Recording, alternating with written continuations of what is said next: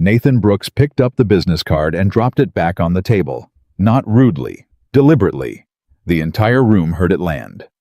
Amelia Sterling, 34 years old, $2 billion, the most powerful woman in that room by a distance nobody could measure, stared at him.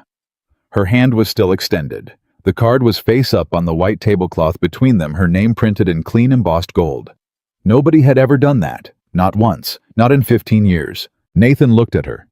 Not at her title, not at her money, not at the room full of people watching with their mouths half open, and said quietly, like it was the most natural thing in the world, "I'm not interested in meeting your resume, Ms. Sterling. I'd rather know who you are when the cameras aren't on." Dead silence.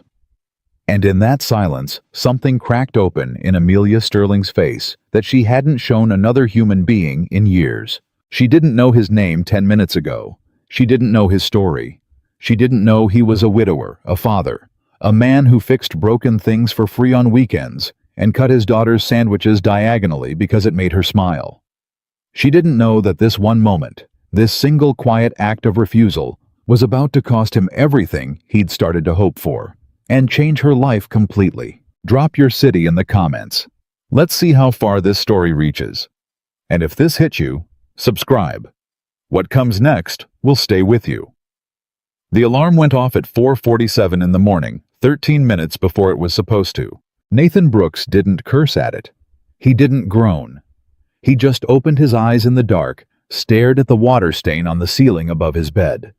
The one shaped roughly like the state of Florida, the one he'd been meaning to patch for 2 years, and he swung his legs over the side of the mattress before his mind had fully caught up with his body. That was the trick.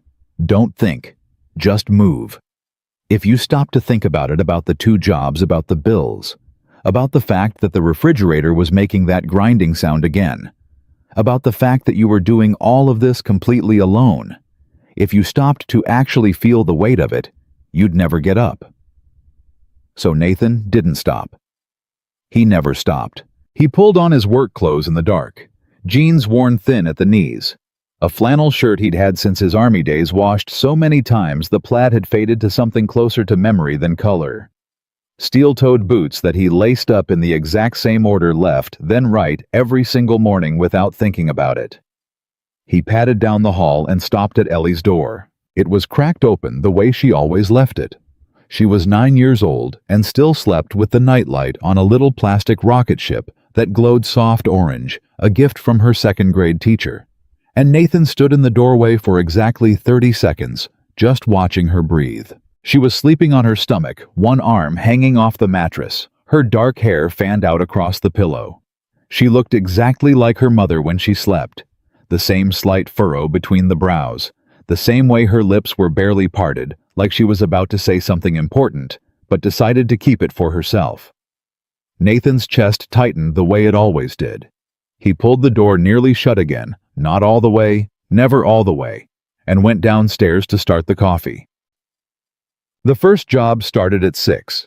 Maintenance crew for a mid-size office complex on the north side of Chicago. It was honest work, physical work, the kind of work that left your hands rough and your back sore and your mind blessedly quiet for a few hours. Nathan had been doing it for 3 years, since coming back from his second deployment and spending 8 months relearning how to exist in a world that didn't require him to be alert for incoming fire every 12 seconds. He was good at it, methodical, thorough. The building manager, a heavy-set retired cop named George Petrakis, called Nathan the most reliable man he'd ever employed, which Nathan took as the highest possible compliment, and George meant as a statement of pure operational fact. "You know what your problem is?"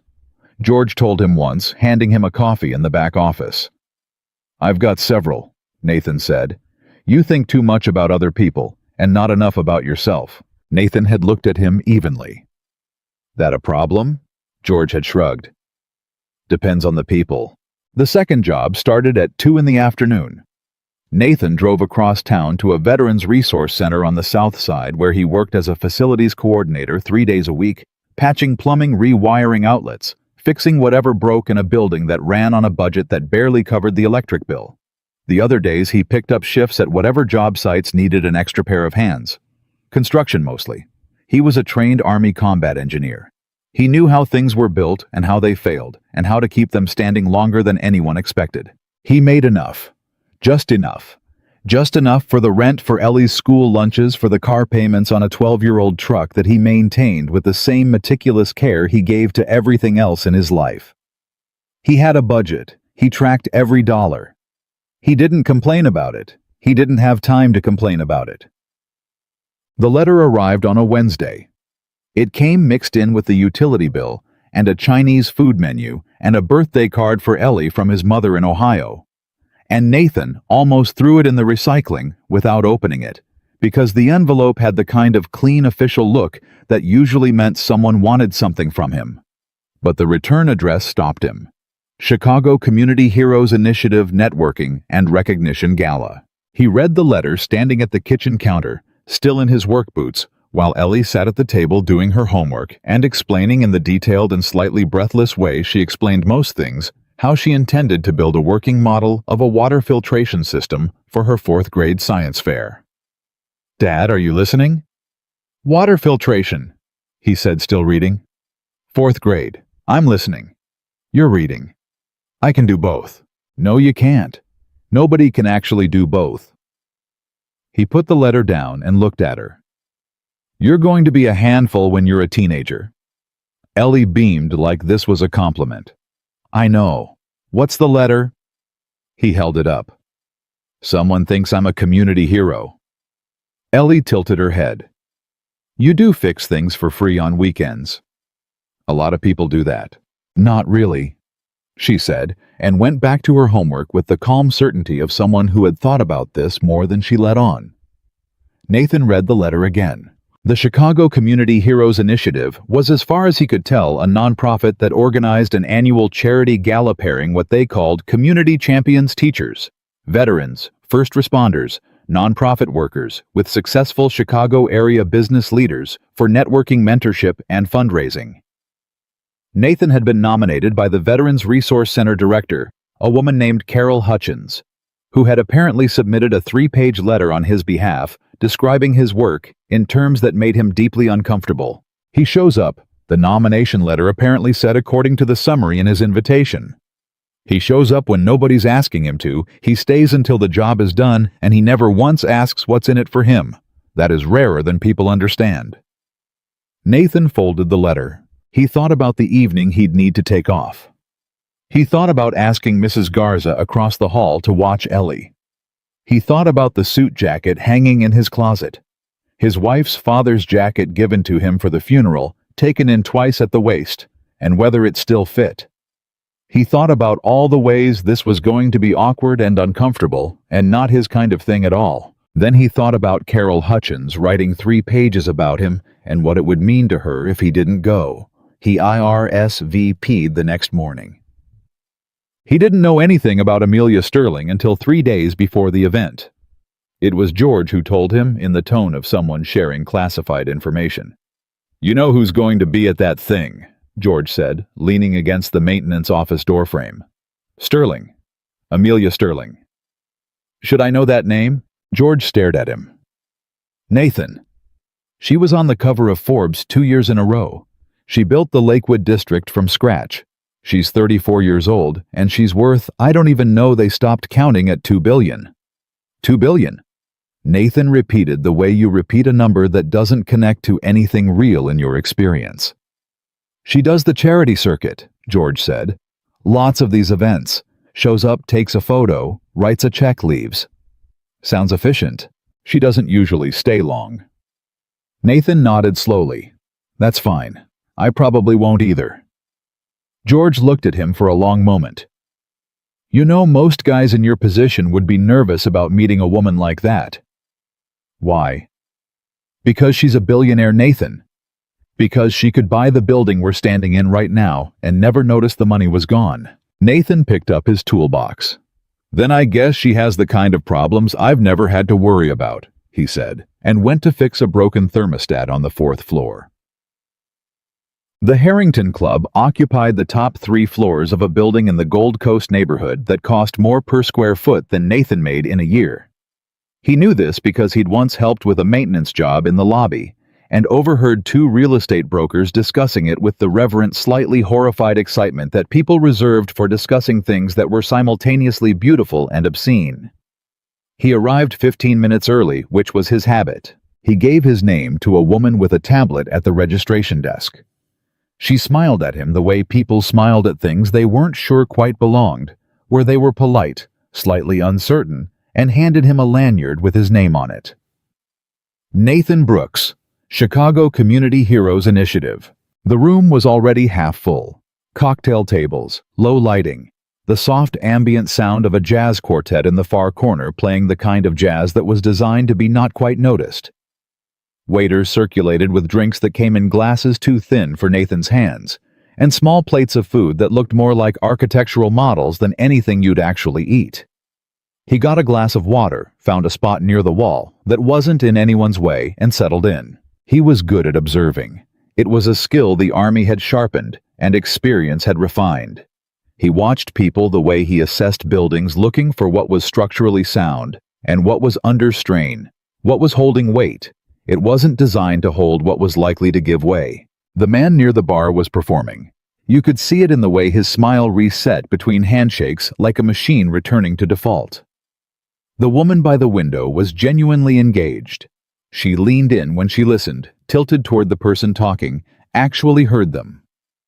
And then Amelia Sterling walked in. Nathan knew who she was the same way you know certain things without being told, because the room rearranged itself around her. It wasn't her clothes. Though her clothes were clearly expensive in the understated way that expensive clothes often were. It wasn't her appearance, though she was striking dark hair, sharp posture, the kind of face that photographs well, not because it was soft, but because it was definite. It was the fact that she entered the room, and the room's center of gravity shifted 3 feet in her direction. Every person within visible range made some small unconscious adjustment. Turned slightly toward her, stood up slightly straighter, became slightly more conscious of themselves. And Amelia Sterling walked through all of that awareness without seeming to notice it. Or rather, Nathan corrected this thought as he watched her. She noticed it and had long since stopped feeling anything about it. There was a quality to her that was not coldness exactly. It was more like containment. Like a building with all its load properly distributed. Nothing buckling, nothing straining, everything held in place by careful, invisible engineering. She shook hands. She smiled at the right moments. She said the right things. She was, Nathan thought, a little exhausted. Not physically. Something deeper. The kind of tired you get when you've been performing a version of yourself for so long that you can't quite remember where the performance ends. He recognized it because he'd felt something similar himself in the months after Sarah died, when he'd gone to work every day and answered every question about how he was doing with, "I'm fine, thank you." Until the words had become so automatic, he'd wondered whether he was still speaking them, or whether they were just something that happened in the air around him. He watched Amelia Sterling across the room and thought she's somewhere she doesn't fully want to be, which he supposed they had in common. CAG. The matching was announced by a man named Richard Holt, the initiative's executive director, who had the boundless professional enthusiasm of someone who genuinely believed in what he did, and was therefore slightly relentless about it. Names were called. Pairs were announced with some fanfare, each pairing described in terms of what their complementary backgrounds might produce. Innovation meeting community wisdom, executive vision meeting, ground-level experience. And our final pairing, Richard said with what seemed like particular satisfaction, is Amelia Sterling, founder and CEO of Sterling Urban Development, and Nathan Brooks, Army veteran community volunteer, and one of Chicago's finest examples of quietly extraordinary service. There was warm applause. Nathan made his way toward the center of the room. Amelia was already there. Up close, she was slightly taller than he'd expected. She had a glass of wine she hadn't drunk much of. She looked at him with the alert, assessing expression of someone who was very good at reading situations in the first 30 seconds. She extended her hand. "Amelia Sterling, it's a pleasure." Her grip was firm, direct, the handshake of someone who had shaken 10,000 hands. "Nathan Brooks," he said. "I understand you're a veteran," she said. "Army. Combat engineer, 2 tours." That's remarkable service. She reached into the small clutch she carried. Let me get you a card. I'd love to connect you with a few contacts who work in veteran workforce development. There are some excellent programs. Ms. Sterling. She paused. Nathan looked at her steadily. His voice was calm. Not rude, not challenging. Just honest the way he was always honest, with the particular directness of a man who had decided a long time ago that pretending cost more than it saved. I'm not interested in meeting your money, he said. I'd rather know who you are when nobody's watching.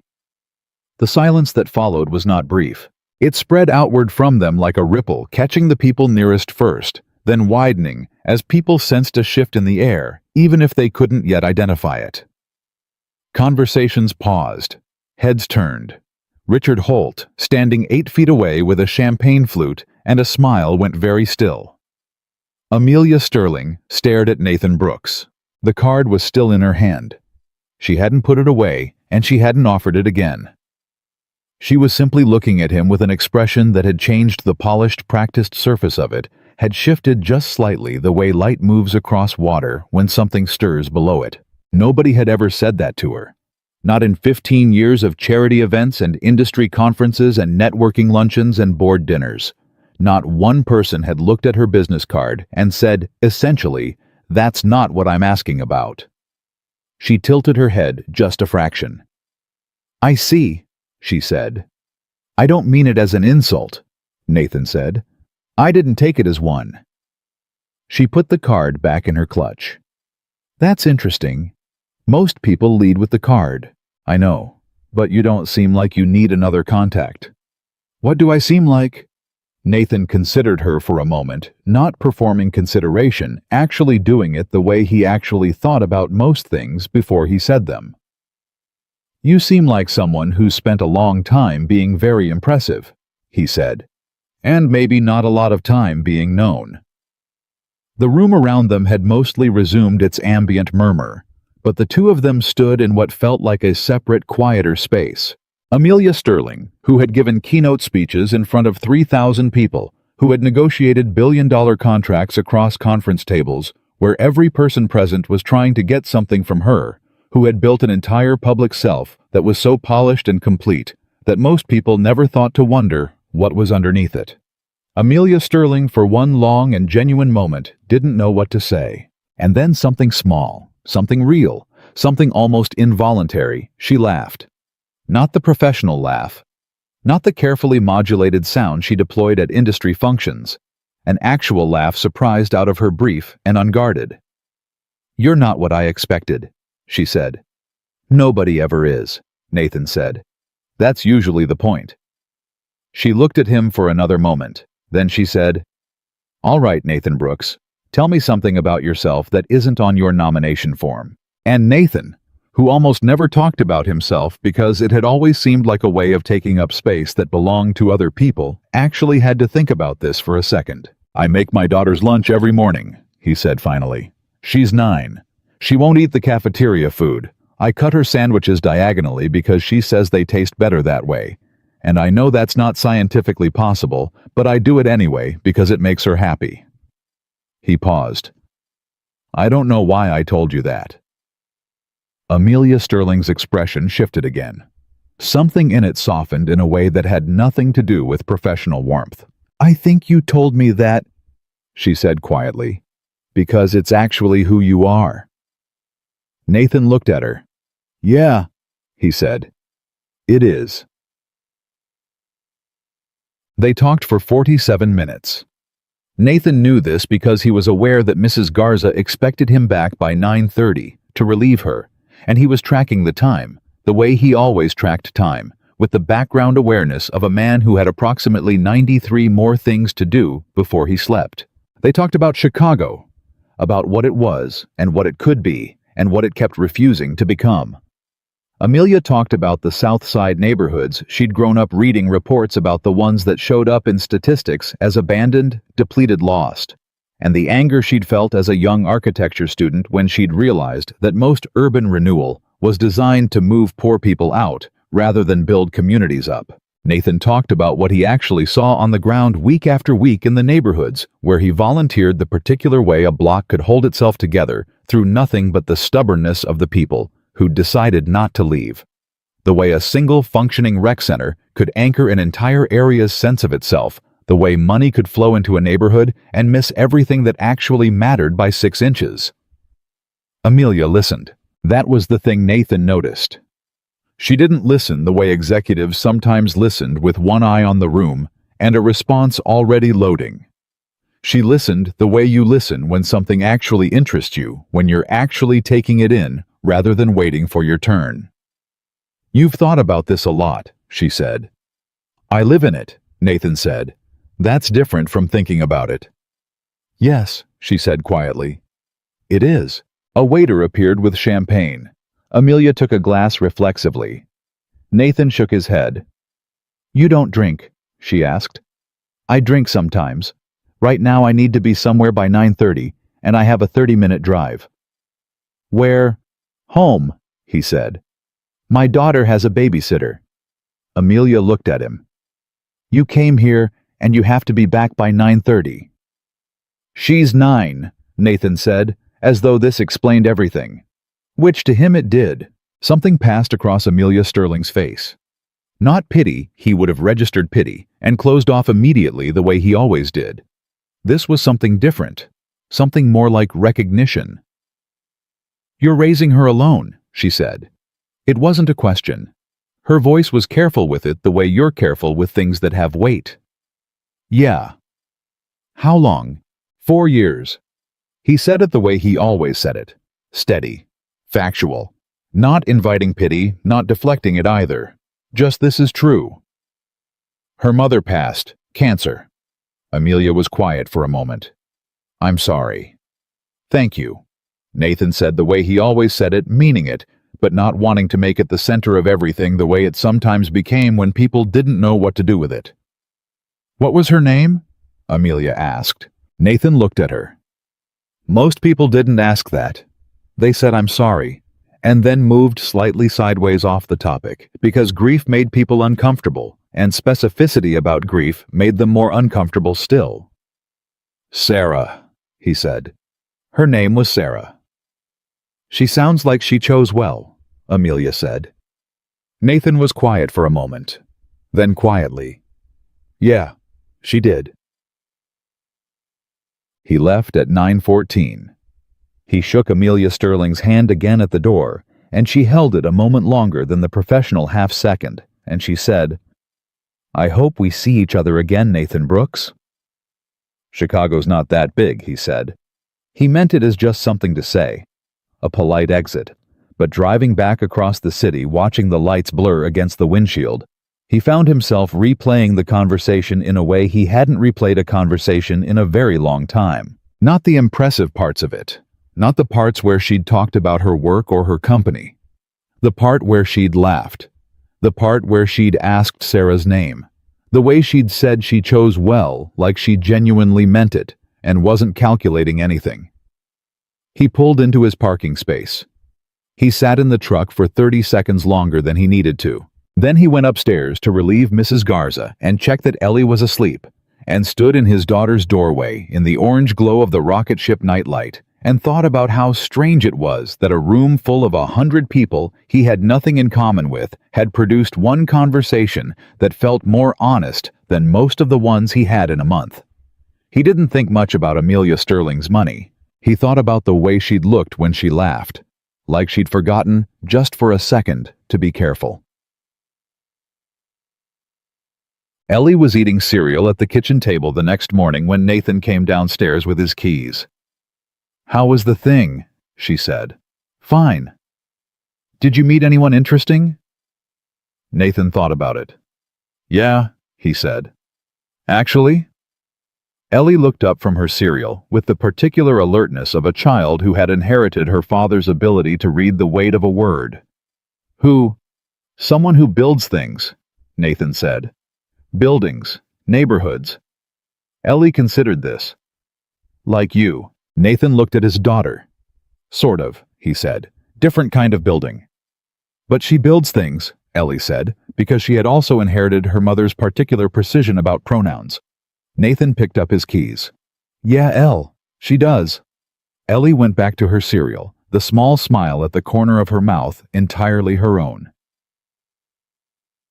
He didn't expect to hear from Amelia Sterling again. He'd meant what he said. Chicago wasn't that big, and their worlds had genuinely intersected for one evening, and that happened. It was fine. It had been a better evening than he'd expected going in. The text came 4 days later. It was a Thursday. He was on a ladder replacing a ventilation panel in the Veterans Center when his phone buzzed in his pocket. He came down, checked it. Nathan, this is Amelia Sterling. I got your number from Carol Hutchins. I hope that's all right. I'm going to be walking through the Harding Avenue area on Saturday morning with my site team. Something you said has been on my mind. Would you be willing to come? No agenda. Just looking. He read it twice. He thought about Saturday morning. He had a volunteer shift at 10. He could be in the Harding Avenue area by 8. He thought about what she'd said, no agenda. Just looking. He typed back, 8 a.m. works. I know a good place to get coffee on the way. 3 minutes passed. Perfect. I'll be there. He went back up the ladder. The ventilation panel wasn't going to replace itself, but he was aware climbing back up of something he hadn't felt in a long time. Something that didn't have a specific name. Something lighter than usual, moving somewhere just below his ribs. He ignored it the way he ignored most things that didn't have a practical application. It came back on Saturday anyway, when he pulled his truck to the curb on Harding Avenue at 7:58 in the morning, and Amelia Sterling was already there. No driver, no assistant, no entourage, standing on the sidewalk in jeans and work boots, holding 2 cups of coffee, looking up at the corner building with an expression that had nothing professional in it. Just someone looking at something and thinking hard about what it could become. She heard his truck door and turned. You beat me here, he said. I'm always early, she said. So am I. She held out a coffee. I guessed black. He took it. Good guess. They stood together on the sidewalk looking at the block, at what was there and what wasn't, at the buildings holding on and the gaps where buildings used to be, at the corner store and the boarded church and the 3 kids on bikes at the far end who stopped to watch them for a moment and then rode on. Tell me what you see, Amelia said. Nathan looked at the block for a moment. Then he started talking. And Amelia Sterling listened the way she'd listened at the gala, like she was actually taking it in, like it was actually changing something in how she understood the world, like she had come here not to confirm what she already thought, but to learn something new. The coffee went cold before either of them finished it. Neither of them noticed. 2 strangers. 2 wounds they'd both learned to carry in silence. 2 lives that had turned without warning toward each other on a sidewalk in Chicago on an ordinary Saturday morning. Neither of them knew yet what was coming. Neither of them knew that the real test, the one that would cost everything, hadn't even begun. The Saturday morning on Harding Avenue became a habit neither of them planned. It wasn't a date. Nathan would have been the first person to say that clearly and without apology, because he was a man who called things what they were and didn't dress them up in language they hadn't earned. It was 2 people walking through a neighborhood talking about what they saw. That was all it was. That was all either of them called it. But it happened again the following Saturday, and the one after that. The second time Amelia brought her site survey notes, a thick folder of assessments her team had compiled on the Harding Avenue corridor full of density projections and zoning analyses and demographic data, rendered into clean graphs that told a story about the neighborhood in numbers. She spread them on the hood of Nathan's truck and walked him through them, pointing at figures explaining what the data suggested about foot traffic and commercial viability and infrastructure load. Nathan listened. He looked at the graphs for a long time. Then he looked up. These numbers are right, he said. Yes, Amelia said, but they're counting wrong. She looked at him. What do you mean? They're counting what's broken, Nathan said. They're not counting what's holding. He pointed down the block. You see that barber shop on the corner? Marcus Webb has run that place for 22 years. He opens at 7 in the morning, And half the time he doesn't charge the old guys who come in just to sit. You know what that barbershop is worth to this block."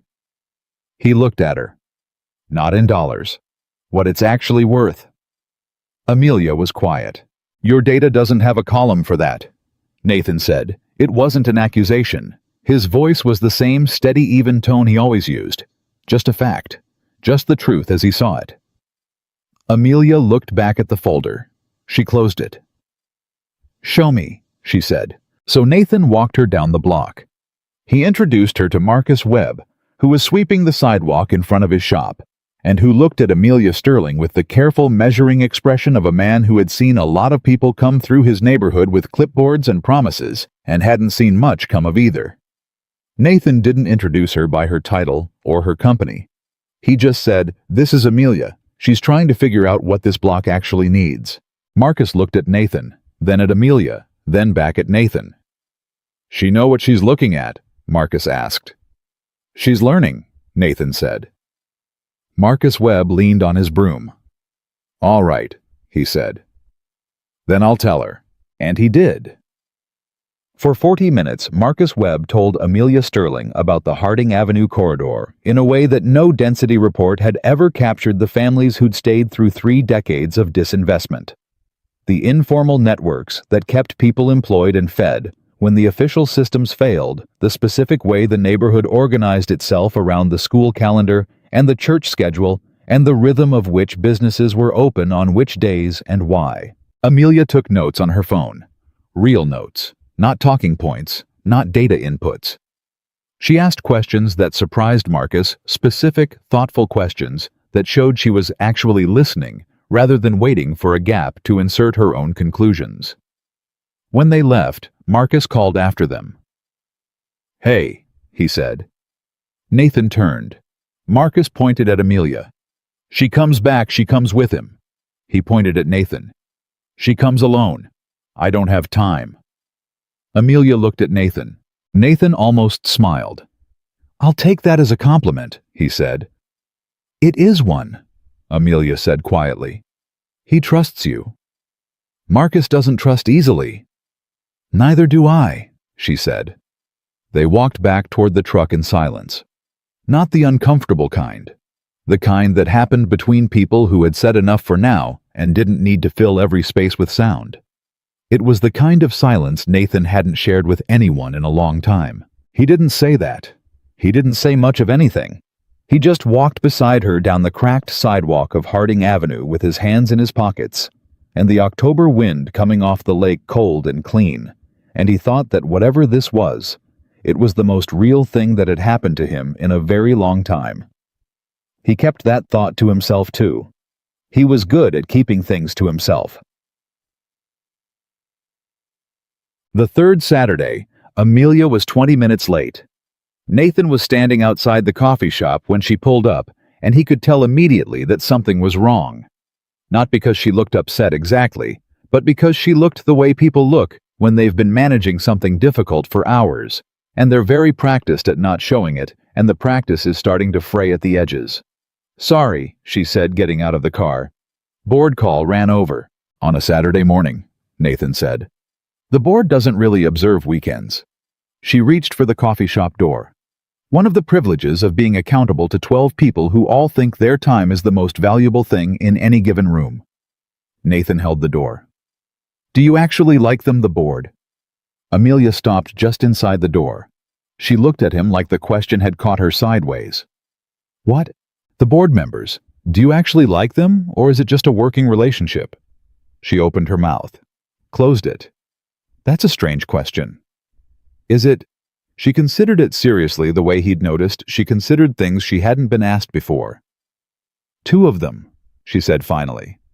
"I actually like 2 of them. The rest I respect professionally." "That's honest." "I'm being honest because you'll know if I'm not," she said with a directness that surprised her slightly, as she said it like she was noticing something about herself in the act of saying it. "You do that? You make people honest." "I don't do anything," Nathan said. "I just don't pretend I can't tell the difference." They got their coffees.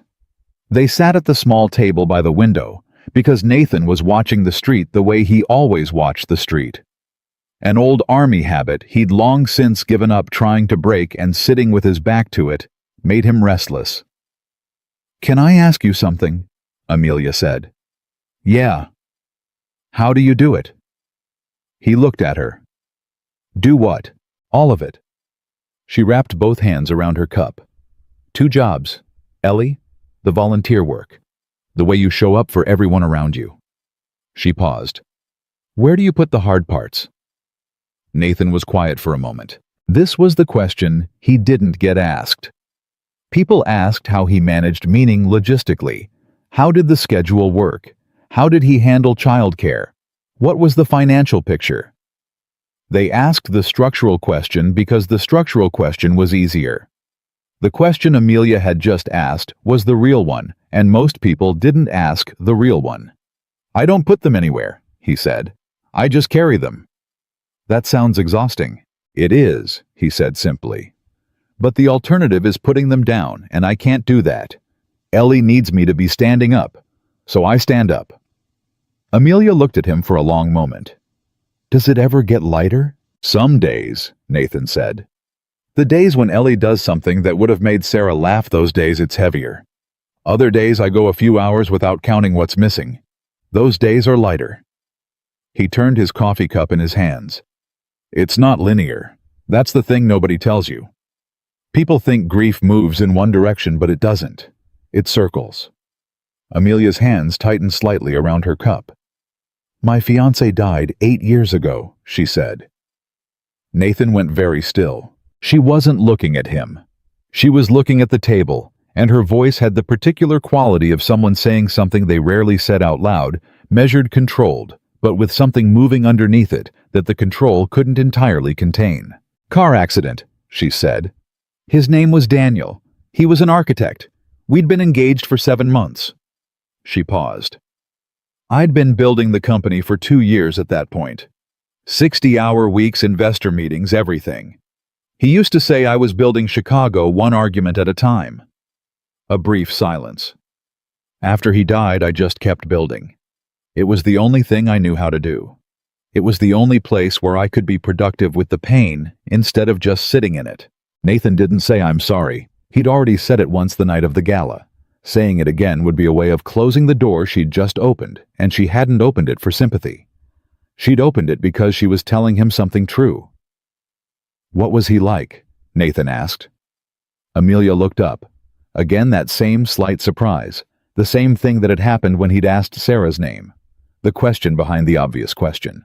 "He was the kind of person who remembered things," she said. "Small things. He'd remember that you'd mentioned 3 weeks earlier that you were nervous about something, and he'd ask about it on the right day. Not in a calculated way. He just paid attention." She shook her head slightly. "I have a staff of 43 people, and I do not know the names of most of their children. Daniel would have known every single one." "That's not a character flaw," Nathan said. "That's just a different set of priorities."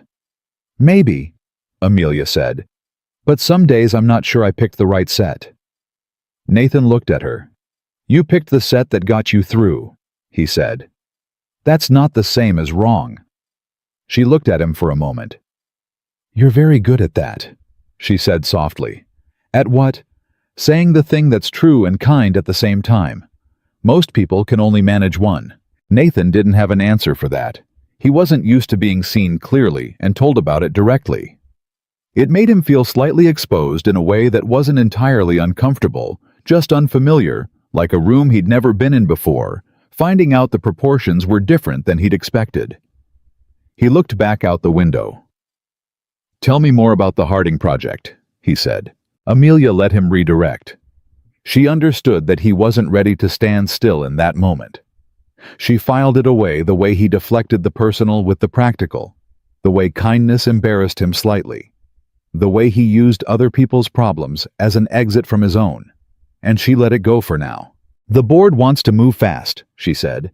"They've been watching the property values around the corridor, and they're concerned that if we wait, the acquisition costs go up. There's pressure to commit to a framework by the end of Q1. "What framework?" "Mixed-use development. Retail on the ground floors, residential above. Market rate. She paused. Premium market rate. Nathan was quiet. The projection models are strong, she said. The ROI timeline is actually shorter than most of our previous projects. I'm sure it is, Nathan said. Something in his tone made her look at him. But, I didn't say but. You were thinking it. He looked at her. Premium market rate on Harding Avenue means the people on Harding Avenue can't afford to stay on Harding Avenue. That's not necessarily Amelia. His voice was quiet, just her name, but it stopped her. You walked that block with me. You talked to Marcus. You heard what he told you about the families who've been there for 30 years. He paused. What happens to Marcus's barber shop when the rent triples? She didn't answer. And the woman 3 blocks over, Rosa Mendez, you talked to her for 20 minutes last week about her daughter's after-school program. What happens to that program when the building it runs out of gets bought and converted? The development would include community amenity spaces. Amenity spaces, Nathan repeated. Not sarcastically, just carefully, like he was making sure he was hearing it right. That's what you'd call it. Amelia put down her coffee cup. I know how it sounds. How does it sound? Like I'm doing exactly what every other development company does, dressed up in better language. She said it flatly, without self-pity, which was one of the things Nathan had noticed about her. She was capable of honest self-assessment when she chose to apply it. She just didn't always choose to. I know. Then what are you going to do about it? She looked at him. The board. I didn't ask about the board, Nathan said. I asked what you're going to do. The silence between them had a different quality than the earlier one. This one had weight in it. Amelia picked her coffee cup back up. She held it in both hands and stared at it and said nothing for a long moment. I don't always get to make the call alone, she said finally. No, Nathan said. But you get to make the case, and you know what the right case is. She looked at him. You don't pull punches. I don't see the point. You're smart enough to handle the truth. He paused. And you care enough to be bothered by it. You wouldn't be here on a Saturday morning if you didn't. She held his gaze. Something in her jaw tightened slightly, the almost invisible sign he'd learned that she was feeling something she wasn't sure how to process. I need to think, she said. Yeah, Nathan said. You do. They finished their coffee. They walked the block. They talked to 3 more residents. Amelia took more notes and asked more questions and listened in the same way she always listened when she was actually listening, which was differently than she listened when she was just being polite, and the difference was visible to anyone paying attention. Nathan paid attention. He always paid attention. So, Ellie met Amelia on a Sunday in November, which was not planned, and which Ellie subsequently described to her classmates as the most interesting thing that happened to my dad in years, which Nathan found out about secondhand and chose not to address directly. It happened because Nathan had told Ellie he needed to drop something off a set of community survey responses he'd helped compile for a nonprofit that was sharing data with Sterling Development. He'd intended to leave them with the front desk of Amelia's building.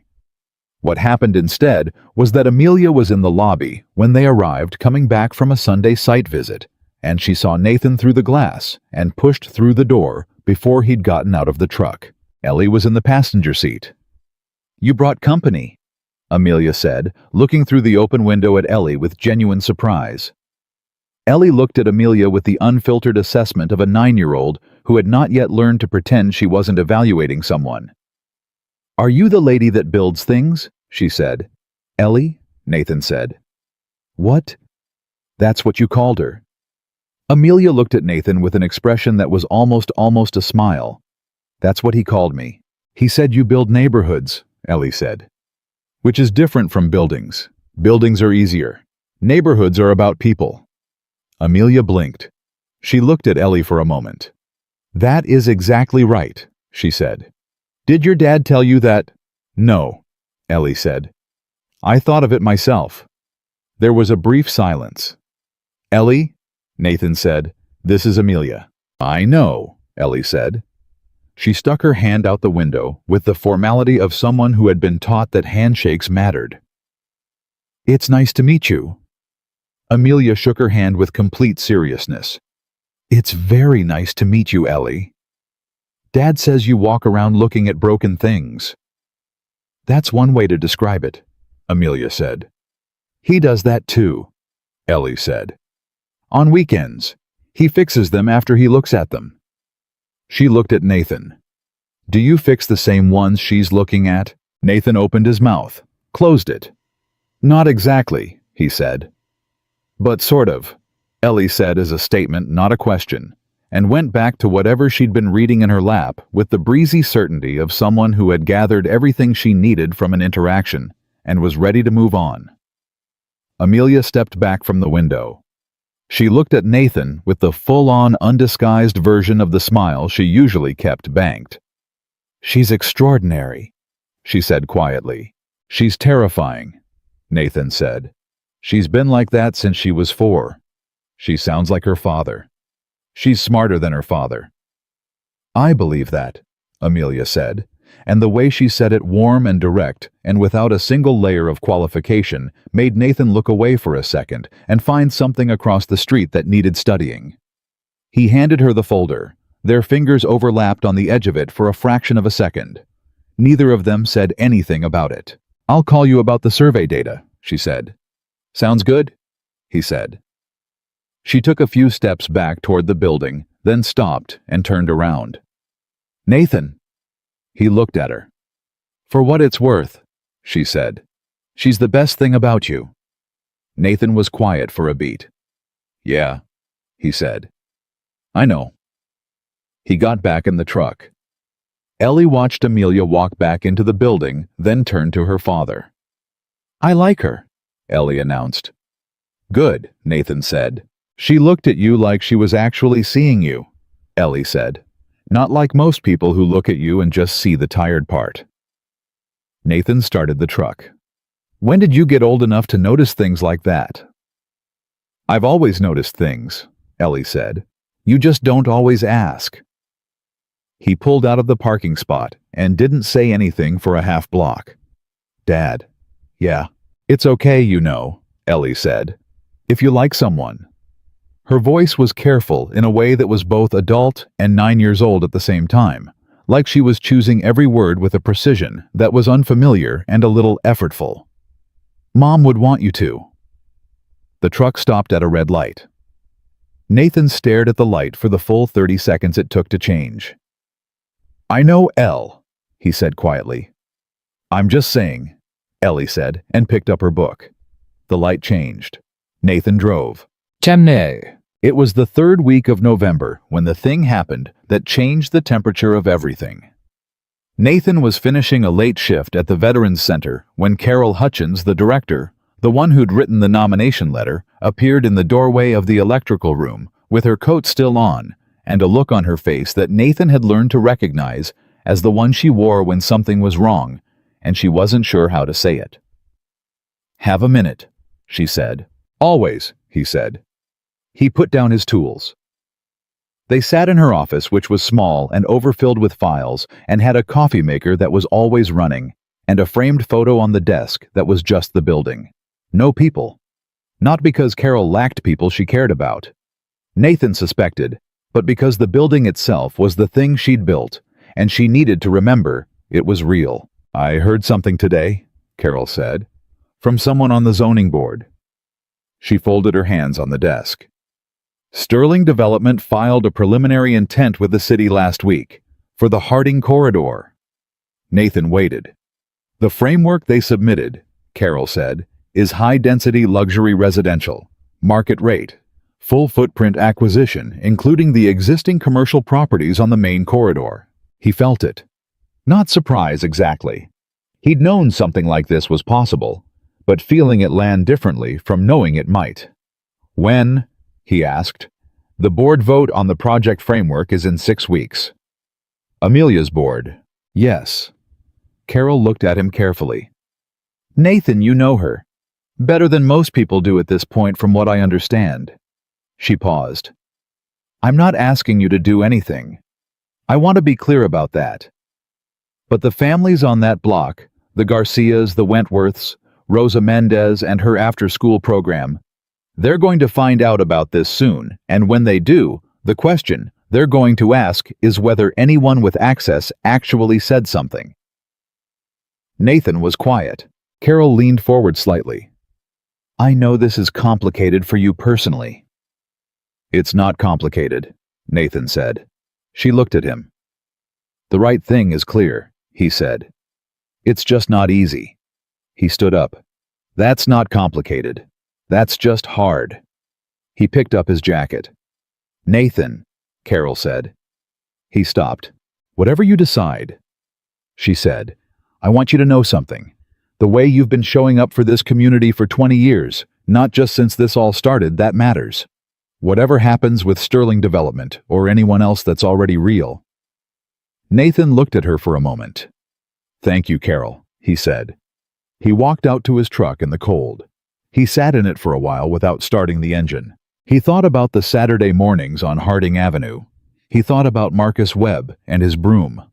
He thought about Rosa Mendez talking about her daughter's program with the specificity of someone for whom it was not a program, but a lifeline. He thought about the survey notes and the conversations and the way Amelia had listened, really listened to all of it. And then he thought about the filing.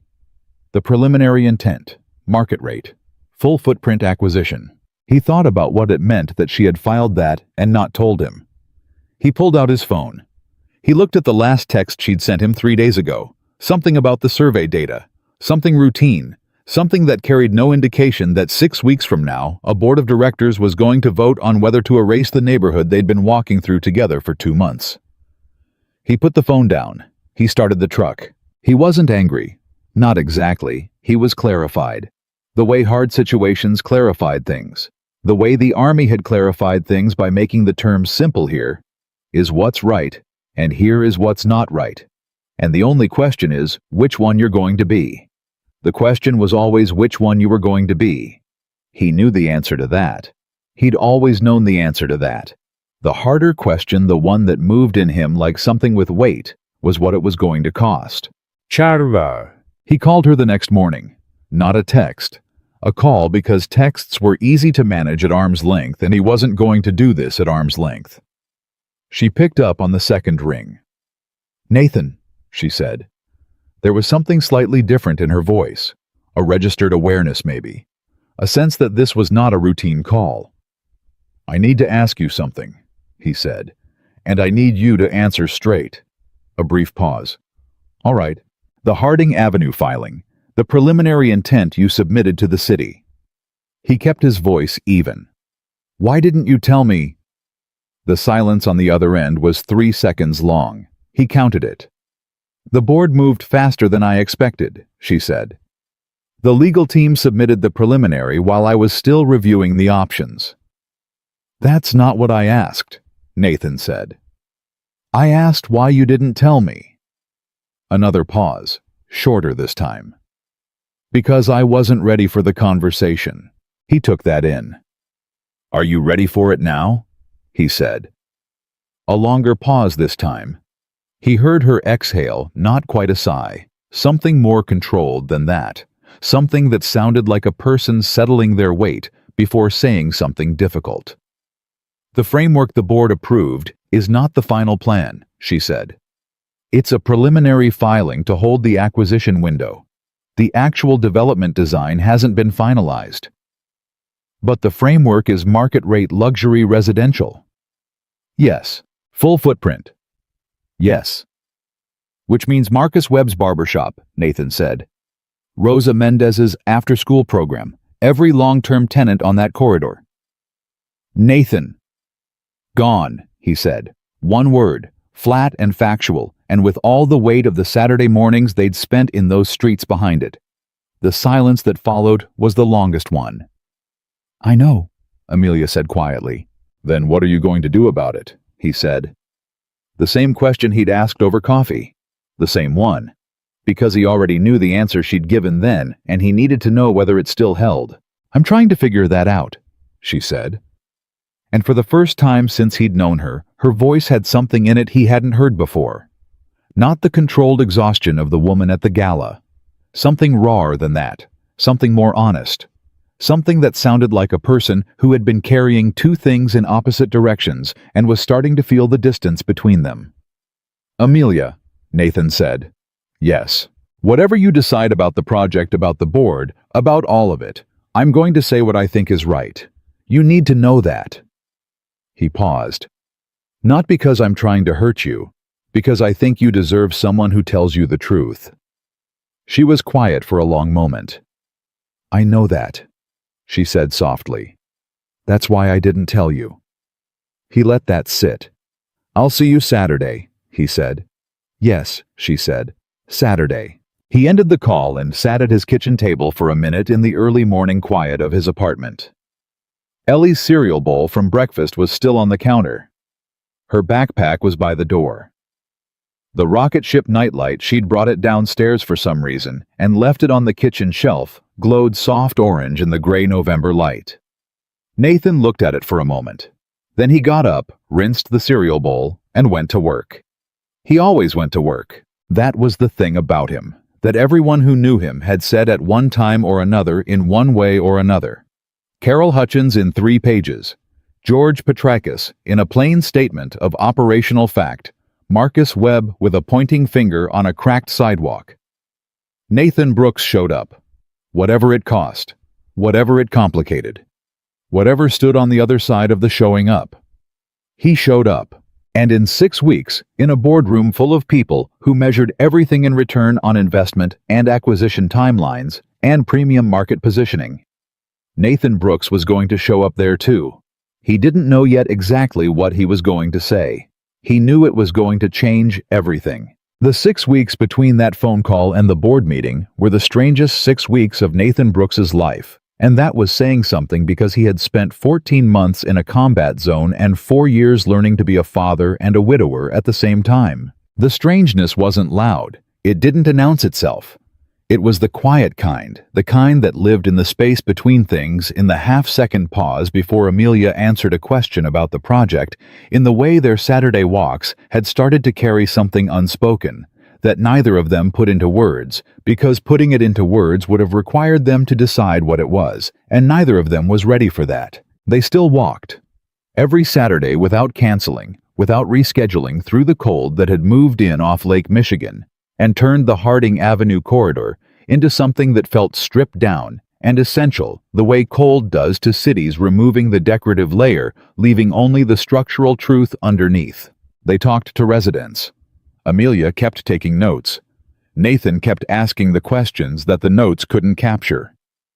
And the project, the filing, the framework, the board vote that was now 5 weeks away, then 4, then 3, sat between them like something neither of them was quite looking at directly.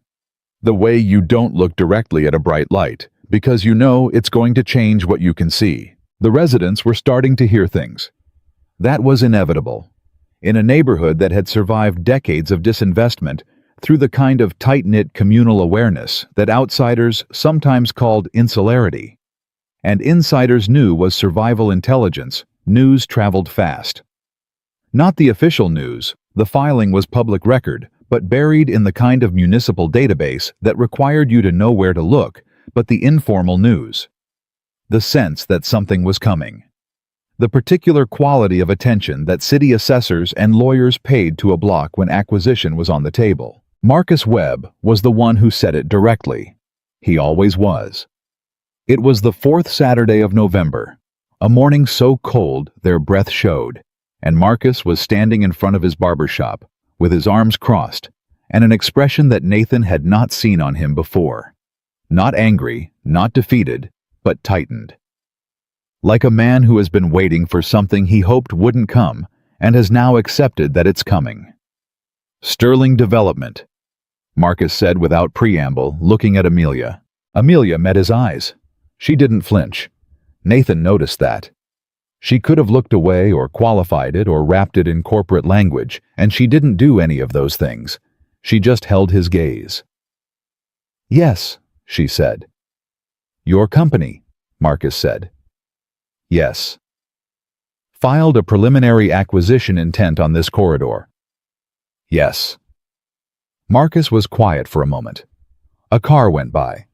Someone across the street opened a door and let it bang shut.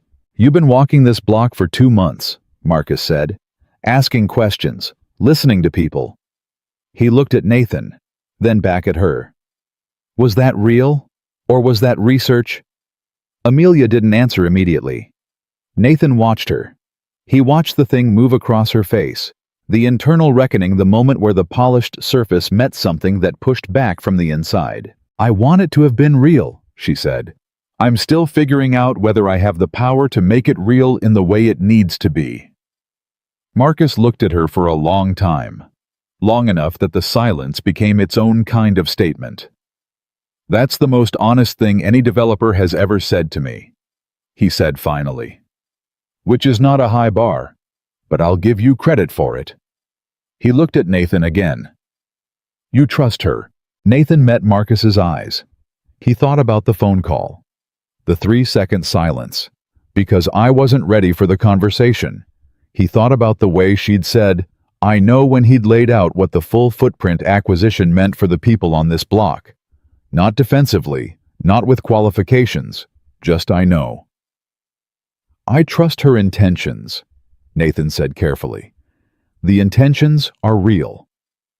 Intentions, Marcus repeated. Yeah, Nathan said. Intentions aren't the same as outcomes, but they're where outcomes start. Marcus looked between them. Then he uncrossed his arms. I'm going to stay open as long as I can, he said. 22 years. I'm not going anywhere without a fight. He pointed at Amelia. You should know that. I do know that, she said. And for what it's worth, so does every person in that boardroom.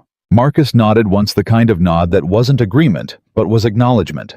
He went back inside. The door closed behind him. Nathan and Amelia stood on the sidewalk. He's right to not trust me yet, she said quietly. Yeah, Nathan said. Does that bother you? He looked at her. The fact that you said yet bothers me less than I thought it would. She looked at him for a moment. Something shifted in her expression. Something that might have been gratitude, but ran deeper than gratitude into the territory of being understood by someone who wasn't required to understand you and chose to anyway. Nathan, she said. Yeah. I'm going to fight this, she said. Inside the boardroom. I want you to know that. I know, he said, but I need to tell you something else. She paused. The cold moved around them. They're going to invite you to the board meeting. Richard Holt suggested it. The initiative does. It sometimes brings in a community voice. And when they do, I need you to say what you think. Not what helps me. Not what's careful. She held his gaze. What's true? Nathan looked at her. Even if what's true is bad for you, he said. Not a question. Especially then, she said. He studied her face. The same face he'd been watching for 2 months, learning its language, the small movements that meant she was deciding something, the way her chin lifted slightly when she was about to hold a position, the way her eyes went still when something landed with real weight. He'd been learning her the way he learned buildings. From the outside in, from the visible structure toward the load-bearing elements underneath. All right, he said. All right, she said. They walked the rest of the block in the cold and didn't say much else. And the thing that was unspoken between them was still there, still not named, but it had changed shape slightly.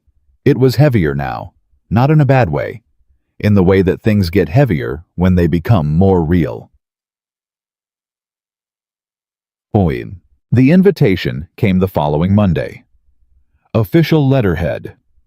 The Chicago Community Heroes Initiative, in partnership with Sterling Urban Development, cordially invited Nathan Brooks to offer a community perspective at the upcoming board framework review. Richard Holt had called ahead to explain. It was informal. He said Nathan would have 10 minutes. The board was interested in authentic community input. Nathan read the letter twice. He called George Petrakis. I need your honest opinion, Nathan said. On what? If you were in a room with a board of directors about to vote on something that was going to hurt a lot of people, and you'd been asked to speak, what would you say? George was quiet for a moment. What you think is right. What if what I think is right hurts someone I care about? A pause. Then you say it anyway and trust that if they're worth caring about, they'll understand why. Nathan was quiet. This about the Sterling woman? George asked.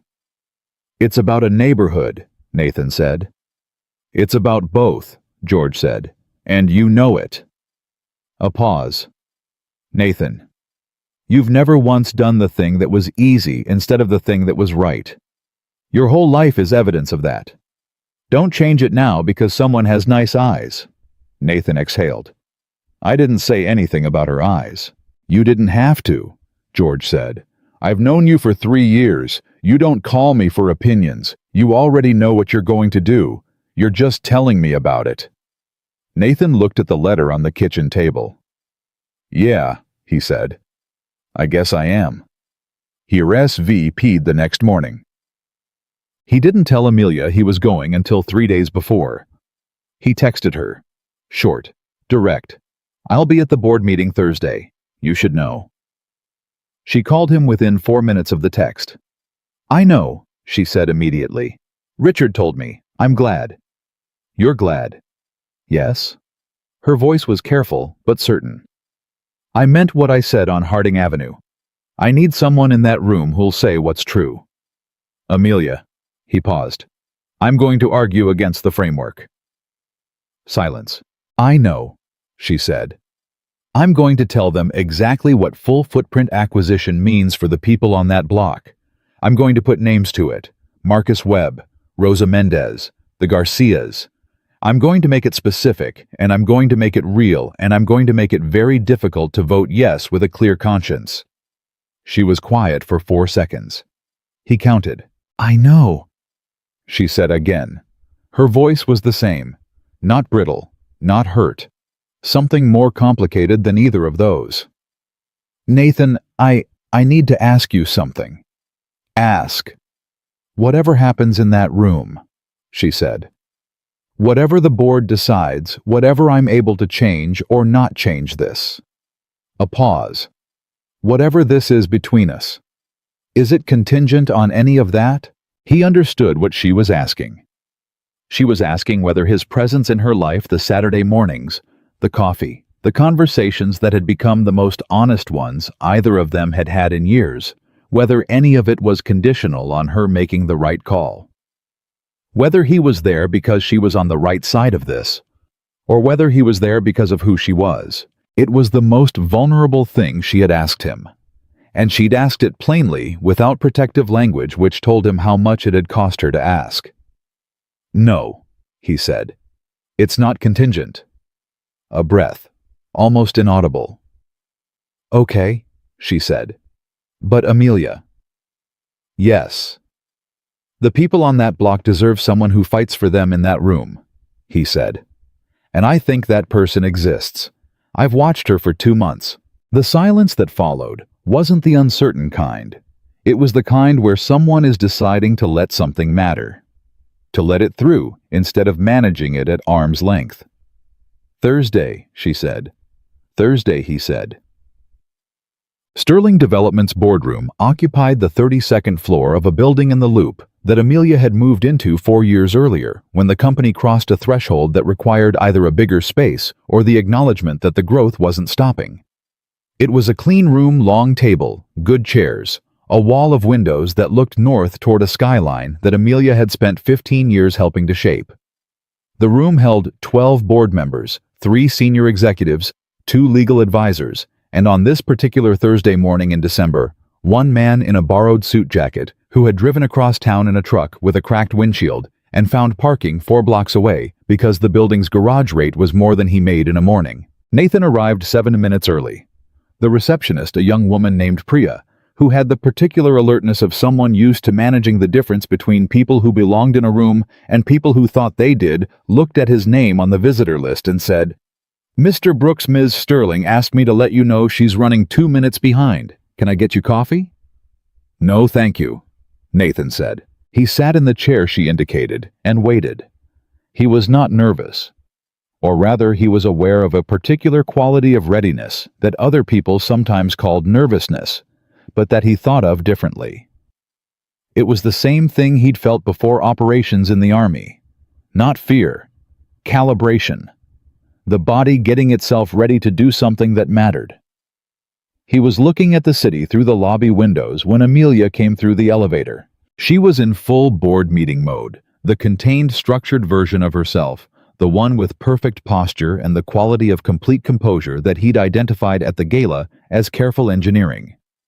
She was wearing a dark jacket, and she was carrying a tablet, and she moved with the particular economy of someone who had a lot to do and was not wasting motion. But she saw him, and something shifted. Just slightly. The engineering loosened 1 degree. "You're early," she said. "I'm always early," he said. Same thing he'd said on Harding Avenue the first morning. Something moved in her expression, quickly. "How are you?" "Ready," he said. She looked at him for a moment. "The board knows you're here to offer a community perspective. They're expecting polite." She paused. "I want you to know that whatever you say in there, I'm not going to signal anything to you. I'm not going to give you a look or a nod. You say what you need to say without looking at me to check whether it's okay." "I wasn't going to check," Nathan said. "I know," she said. "But I wanted to say it anyway." She looked at him for one more second. Something in that look was not boardroom and not composed and not Amelia Sterling, founder and CEO. It was just a person looking at another person and wanting to say something she wasn't going to say. Not now. Not here. "Thank you for being here." "Thank you for asking me," he said. She walked ahead of him into the conference room. The 12 board members of Sterling Urban Development ranged in age from 41 to 73 and had in aggregate more money than Nathan could meaningfully conceptualize, and more confidence in that money's judgment than was, in his opinion, entirely warranted. He assessed them the way he assessed everything, quietly from the outside in, looking for what was load-bearing and what was decorative. 2 of them he liked immediately. A woman named Dr. Sylvia Park, who had the alert eyes of someone who was actually thinking rather than waiting, and a man named James Okafor, older, quieter, who sat back from the table a few inches in a way that suggested he'd spent a lot of time in rooms like this watching the dynamic before deciding which way he was going to push it. 3 of them he was already certain were going to be the problem. The loudest was a man named Warren Halstead, 60-something, silver hair. The particular aggressive confidence of someone who had been the smartest person in most of the rooms he'd been in for 40 years, and had never quite updated his assessment to check whether that was still true. He wore his suit like it was armor, and he looked at Nathan the way people sometimes looked at him in rooms like this, the polite, assessing look that was trying to figure out why he was there and whether he could be efficiently dismissed. Nathan had been looked at like that before, by superior officers who'd revised their assessment after 6 months, by contractors who doubted his expertise until the building held. It didn't rattle him. It clarified him. Richard Holt from the initiative opened with a brief explanation of the community engagement component, the partnership program, Nathan's nomination, his background. He used words like authentic perspective and ground-level insight and invaluable community voice, all of which were true enough, but made Nathan sound like a prop, which he was aware was partially what he was here to be. That was fine. He didn't need to be anything other than what he was. The framework presentation came first, 45 minutes of it, financial models, acquisition timelines, density projections, renderings of what the Harding Avenue corridor would look like under the proposed development. The renderings were beautiful. Clean lines, green spaces, mixed retail and residential, rising up from a block that currently looked worn and overlooked. The numbers were compelling. The ROI timeline was aggressive in a way that made several board members lean forward. Nathan listened to all of it. He looked at the numbers. He looked at the renderings. He looked at the block in the rendering and thought about what was not there. Marcus Webb's barber shop, the corner store, the church with the boarded windows, that still had a congregation of 80 people who met in the basement every Sunday because they had nowhere else to go. Then it was his turn. Richard Holt said, "We're very pleased to have Mr. Nathan Brooks offer some community perspective before the board's discussion. Nathan, the floor is yours." Nathan stood up. He didn't have notes. He'd thought about notes and decided against them because notes were a way of managing distance, and distance was exactly what he wasn't here to provide. He looked around the table. He let the silence sit for 2 full seconds, not for effect, but because he was deciding where to start. "I'm going to tell you about a man named Marcus Webb," he said.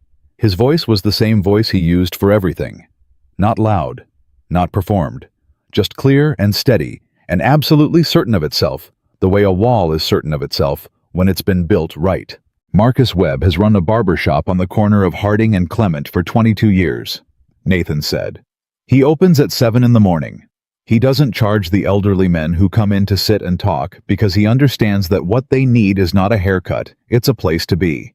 He knows the name of every family on that block. He has extended informal credit to people who couldn't make rent, not because he had money to spare, but because he understood that if people left, the block would stop being a block and start being an address." He paused. "Your acquisition framework buys that building. Marcus Webb's lease does not survive what you're planning. He knows it. He told me so."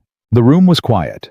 Warren Halstead had his pen in his hand, and his expression was the professionally neutral one of a man who had decided to wait this out. "I want to talk about Rosa Mendez," Nathan said. "She runs an after-school program out of a building on the south end of the corridor. 43 kids. Most of them come from families where both parents work late shifts, and the alternative to that program is those kids being home alone. The building Rosa uses is in your acquisition footprint. The program is not an amenity. It is a load-bearing element of how 43 families stay functional." He looked at the renderings on the presentation screen. "Your design has community amenity spaces. I want you to tell me where Rosa Mendez's program goes."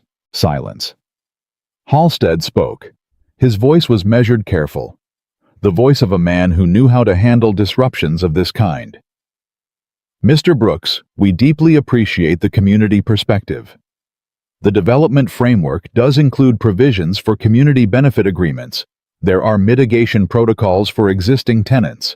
With respect," Nathan said, and he said it the way he said everything, without aggression and without apology, and with an absolute absence of the deference Halstead was accustomed to receiving from people in Nathan's position in rooms like this. "Mitigation protocols are not what I asked about. I asked where Rosa Mendez's program goes." Halstead blinked. Dr. Sylvia Park, the woman Nathan had assessed correctly from the beginning, made a note on her pad. Nathan looked at the room.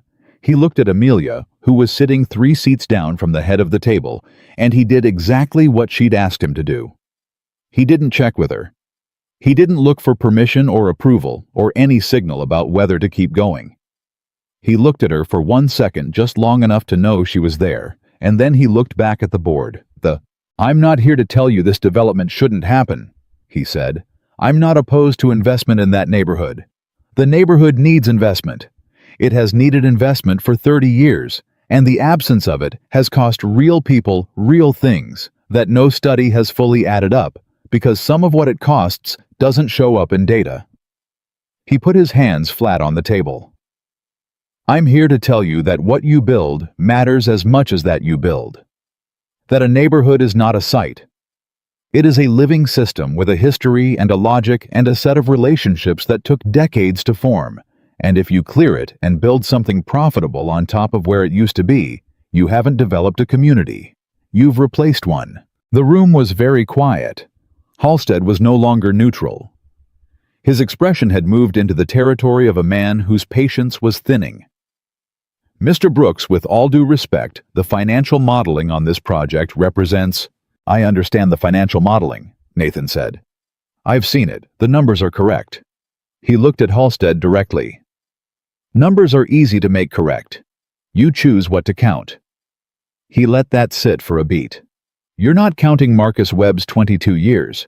You're not counting Rosa Mendez's 43 kids. You're not counting what it means to a neighborhood when the people who held it together for 30 years are pushed out so that people who can pay $3,000 a month for an apartment can move in. That cost doesn't show up in your model because you didn't put a column for it. Halstead leaned forward. What you're describing is sentimentality, Mr. Brooks. In a business context, no, Nathan said. His voice didn't rise. It didn't need to.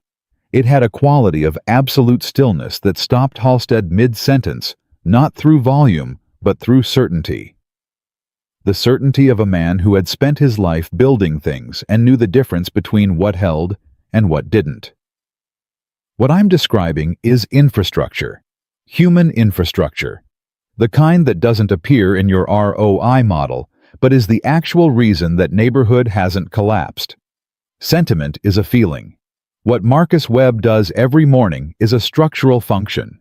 When you remove a structural function without replacing it, things fall. Silence. He looked at the room one more time, and then Nathan Brooks said the 7 words that nobody in that room expected, the 7 words that the woman at the front of the table had not heard, but had perhaps somewhere underneath everything hoped for.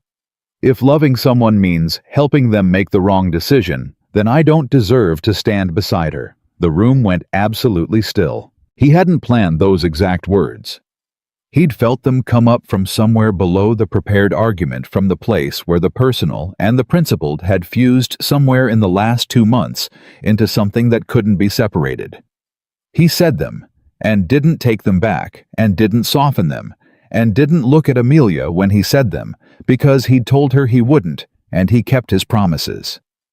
But he felt her stillness, 3 seats down, the particular quality of it. He sat down. Warren Halstead was the first to find his voice. "Well," he said, and stopped and tried again. "Well?" He looked at the other board members. He looked at Richard Holt. He looked at Amelia. "Ms. Sterling, perhaps we should—" "Give us a moment," Amelia said. Her voice was entirely controlled, entirely steady. The perfect composure of a woman who had spent 15 years engineering exactly this quality of control under pressure. "Thank you, Nathan." Nathan nodded once. The board's discussion began. It ran for 40 minutes, and Nathan sat through it because no one had excused him, and he wasn't going to leave before he knew what was happening. He listened to Halstead argue, return on investment and market window, and fiduciary responsibility to shareholders. He listened to Dr. Park ask pointed questions about the community benefit agreement language that suggested she'd heard something in Nathan's statement worth taking seriously. He listened to James Okafor say quietly, but with a weight that the room felt, "I'd like the community impact assessment to be rerun with the specific businesses and services named in Mr. Brooks's statement included as line items." Halstead did not like that. Amelia listened to all of it. She asked clarifying questions. She directed traffic between positions. She did the thing that a good chair of a contentious meeting does, kept the conversation moving, kept it from collapsing into pure argument, drew lines between positions to show where they were and weren't in conflict. She didn't look at Nathan. She didn't need to. At the end of the 40 minutes, she called for a tabling of the vote. "I want a revised impact assessment," she said. "I want specific language in the community benefit agreement that addresses continuity for existing businesses and services. And I want a design alternatives review that includes at minimum 1 community integrated option alongside the current framework." She looked at Halstead. "We have time to do this right." "The acquisition window," Halstead began. "Is our window," Amelia said. "We filed it. We can work within it." It wasn't a revolution. Not yet. It was a delay, a redirect and opening. But the way she said it without asking, without hedging with the full authority of a woman who had built a $2 billion company and was now deciding what it was for, had a quality that Nathan recognized. It was the quality of someone who had made a decision and wasn't going back on it. The meeting closed. Board members gathered their things. Conversations started in clusters. Warren Halstead walked past Nathan without making eye contact, which was its own kind of statement. Dr. Park stopped and shook Nathan's hand and said, "Thank you for the specificity. It matters more than most people know." "I hope so," Nathan said. Richard Holt clapped him on the shoulder and said something enthusiastic that Nathan barely heard. And then the room had mostly cleared, and Amelia was still at the head of the table, and the two of them were very nearly alone. She hadn't moved. She was standing with her hands on the back of her chair, looking at the presentation screen where the rendering of the Harding Avenue development was still displayed. The clean lines, the beautiful buildings, the version of the neighborhood that would replace the version that existed. Nathan walked to the end of the table and stopped a few feet away. He waited. She turned around. Her face was not composed anymore, not in the boardroom sense. It was something else. The thing underneath the engineering, the thing that had shown itself once or twice in coffee shops and on cold sidewalks and in the lobby of her building on a Sunday morning when a 9-year-old girl stuck her hand out the window. "You said it," she said. Her voice was quiet, not accusatory, not even surprised, just registering the full weight of it. "Yeah," Nathan said, in front of 12 board members and 2 lawyers. "Yeah." She looked at him. "You know that Halstead is going to make the next 3 months very difficult." "I know. He has the votes to override the tabling if he rallies the right people." "I know." "This might not work," she said. "What I'm trying to do inside that room, it might not be enough." "I know," Nathan said for the 3rd time. "That's not why I said it." She held his gaze. "Why did you say it?" He took a breath, not a deep dramatic one.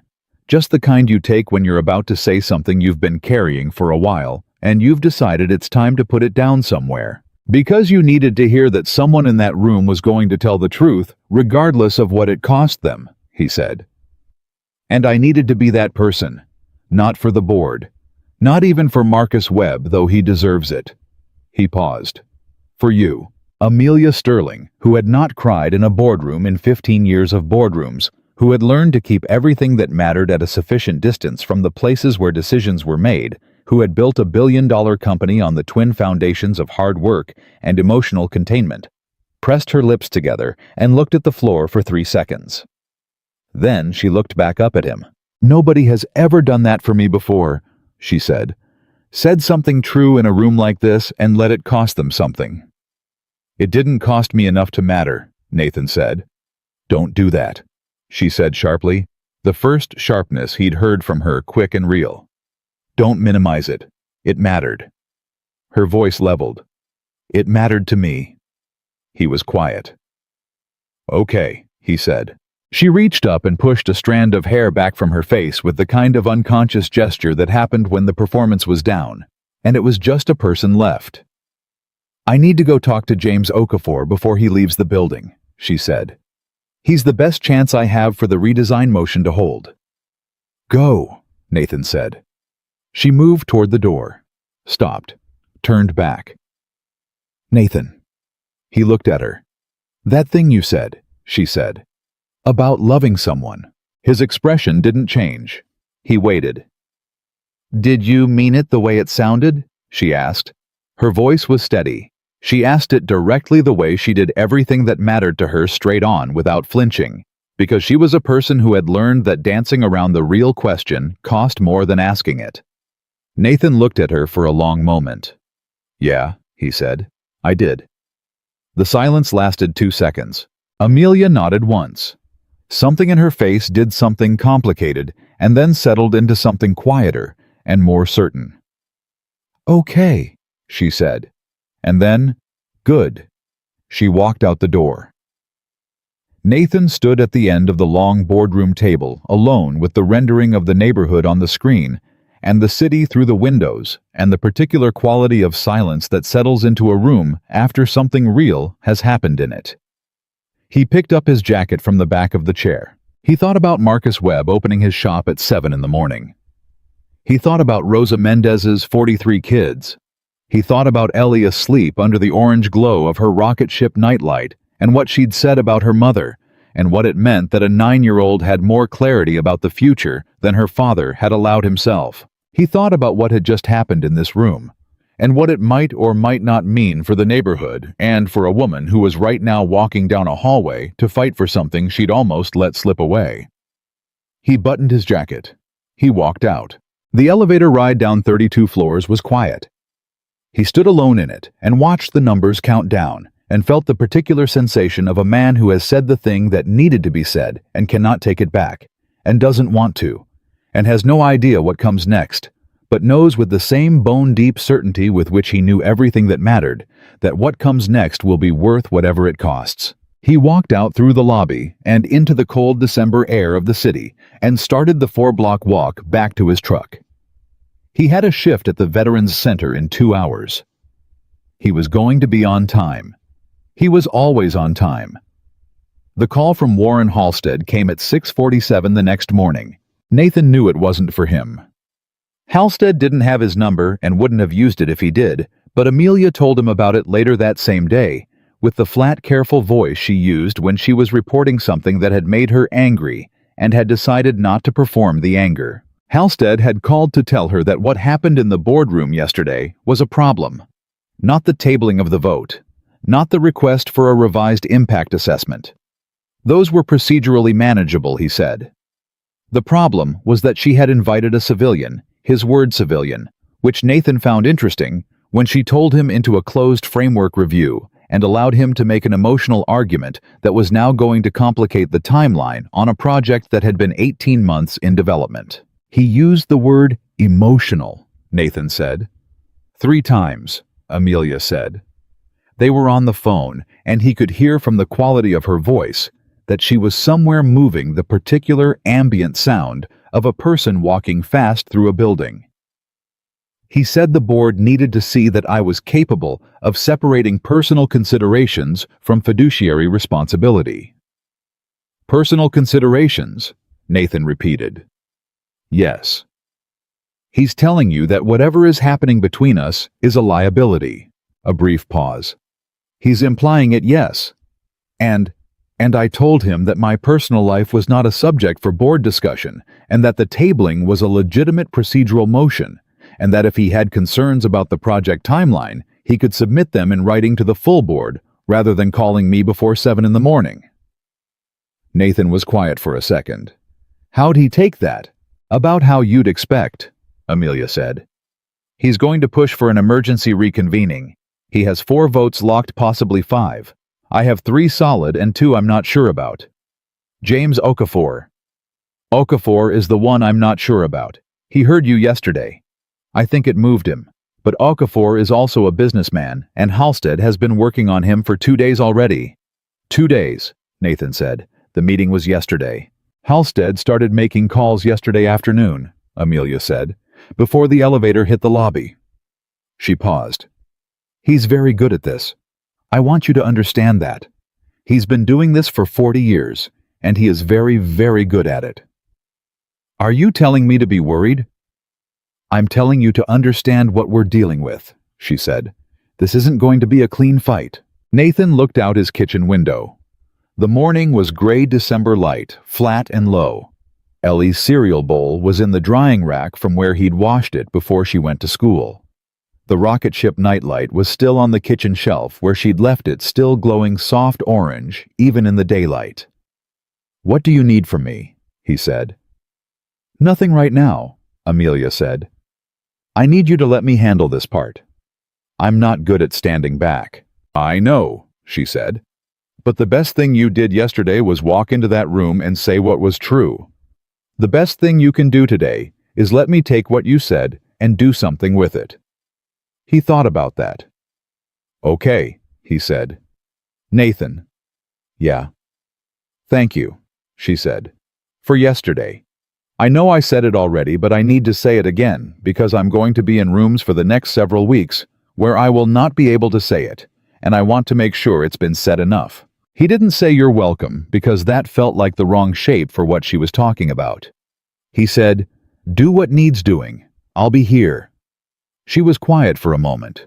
Just a moment. The kind that said more than the words around it. Then she said, I'll call you tonight.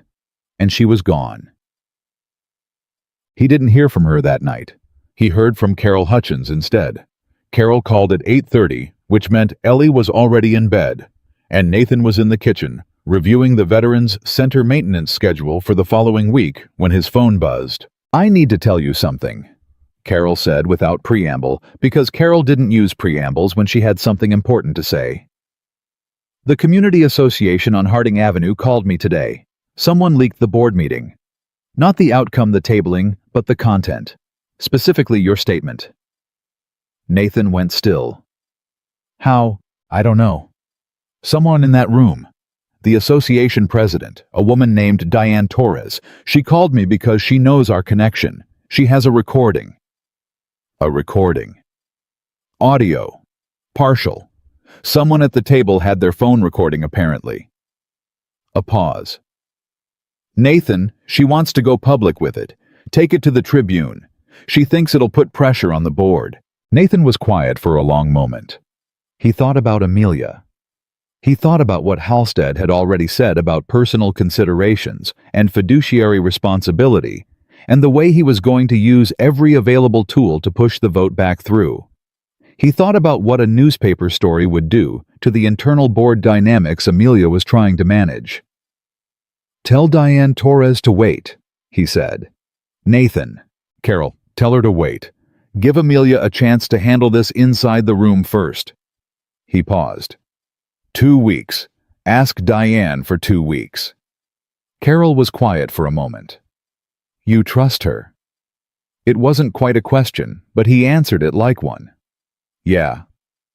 The people on that block have been trusting developers for 30 years, Carol said, with mixed results.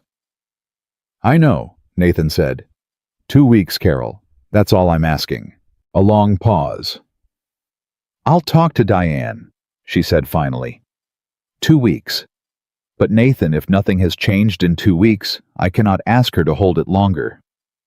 I understand, he said. Thank you. He put the phone down. He sat at the kitchen table for a while, in the quiet of his apartment with Ellie asleep down the hall, and the clock above the stove marking the seconds, and the orange glow of the rocket ship nightlight making the kitchen feel warmer than it was. He thought about trust, about what it actually meant to extend it to someone, not the easy kind of trust you gave to people who had already proven themselves, but the harder kind, the kind you gave before the proof, in the space between what someone said they were and what the world was still finding out. He had extended that kind of trust exactly twice in his adult life, in a way that mattered. Once to the United States Army, which had taken it seriously and given him a framework for understanding what he was capable of. And once to Sarah, who had taken it and made something with it that had lasted beyond her in the form of a 9-year-old who cut her sandwiches diagonally and left rocket ship nightlights on kitchen shelves and said things about her father that her father couldn't say about himself. He was extending it again now, to a woman he'd known for 2 months, to a situation with moving parts he couldn't control, to an outcome he couldn't engineer. He was extending it anyway. He went to bed. He slept. Amelia called the next evening. Her voice was different, not worse, not defeated, but stripped of something. The last layer of the managed surface, maybe. Just her. I went to Harding Avenue today, she said. Nathan sat up straighter. Alone. Alone. I didn't call you. I needed to go without. I needed to see it without the buffer of what you know about it. I needed to see it with my own eyes. A pause. I talked to Rosa Mendez. He waited. She showed me the program, Amelia said. The after-school program. I asked if I could come in and she said yes. 41 kids were there today. She said 2 were sick. They were doing homework at folding tables. There's a 17-year-old who tutors the younger ones in math. She started because she needed the volunteer hours for college applications and stayed because she's good at it, and the kids ask for her by name. Her voice was completely even and completely controlled, and he knew her well enough now to know that the control was doing a lot of work. Rosa showed me the storage room where she keeps the supplies. She buys them herself when the donation budget runs out. She has a spreadsheet of which families are going through something, illness, job loss, whatever, and she quietly makes sure those kids have snacks that week without making it a thing, without making anyone feel it. Nathan said nothing. He let her go. I sat in a chair that was sized for a 10-year-old, Amelia said, and I watched those kids for 45 minutes and I thought about the rendering on the screen in my boardroom. Her voice shifted slightly, just slightly, the control developing the smallest crack. The rendering is beautiful, Nathan. Genuinely. It is a beautiful design, and it has nothing to do with what I saw in that room today. Nathan said quietly. What are you going to do? I'm going to kill the project, she said. The words were simple, flat, said in the same tone you'd use to report a fact rather than announce a decision, because for her in this moment it was a fact. Something that had already become true inside her and was only now finding its way into language. Halstead's framework, she said. The full footprint acquisition, the luxury residential. I'm going to bring an alternative plan to the board, and I'm going to argue for it, and I'm going to lose some of them, and I'm going to lose some of them permanently, and I am willing to accept that. That's going to cost you, Nathan said. Not as a warning, just as a true thing that needed to be said. I know. Halstead is going to push for a shareholder review. If he gets enough of the board, he can challenge your authority over the project direction. I know that too. You could lose more than this project. Nathan? Her voice was steady, certain. The voice of a woman who had made a decision and was standing on it with her full weight. I built this company because I wanted to change what a city could be, not what it looked like, what it actually was for the people who lived in it. She paused. I lost that somewhere. I let the numbers become the point instead of the means. I let people like Halstead convince me that the measure of a good project was the return it generated rather than what it generated it from. Another pause shorter. Rosa Mendez reminded me today of why I wanted to do this in the first place. You reminded me 2 months ago. I'm not going to keep needing to be reminded. He was quiet. I'm with you, he said. You might want to hold off on that, she said. And there was the smallest edge of dry humor in it, the kind that appeared in her voice when she was serious about something and needed to breathe for a second. Things are going to get fairly difficult. I've done difficult, Nathan said. Not like this. No, he said. Different kind, but I've done difficult. She was quiet for a moment. He heard her breathe. Okay, she said. Then I'll see you Saturday. I'll be there, he said. Good. The emergency board meeting that Halstead had been working toward happened on a Tuesday, 8 days after the first meeting, and it was by every account of the people in the room one of the more tense 2 hours in Sterling Urban Development's 15-year history. Nathan wasn't there for this one. Amelia hadn't asked him to come, and he hadn't offered. This was her fight and her room and her company, and the most respectful thing he could do was let her stand in it without needing to be someone's witness. He was at the Veterans Center when it happened, replacing a section of subflooring in the back hallway that had been soft for 6 months, and had finally given Carol enough anxiety to authorize the repair budget. It was good work, physical and precise, and requiring enough concentration to keep the rest of his mind from spinning. He was on his knees with a pry bar at 2:15 when his phone buzzed. A text from Amelia. 3 words. It's done. Call me. He sat back on his heels. He looked at his phone for a second. Then he got up, told the junior volunteer he'd be back in 10 minutes, walked out the back door of the building into the cold, and called. She picked up on the first ring. Talk to me, he said. The alternative plan passed, she said. 6-5, with conditions. What conditions? A full financial review by an independent firm, a revised timeline that gives the board quarterly approval authority on the project phases, and a community advisory council with actual decision-making input, not just consultative.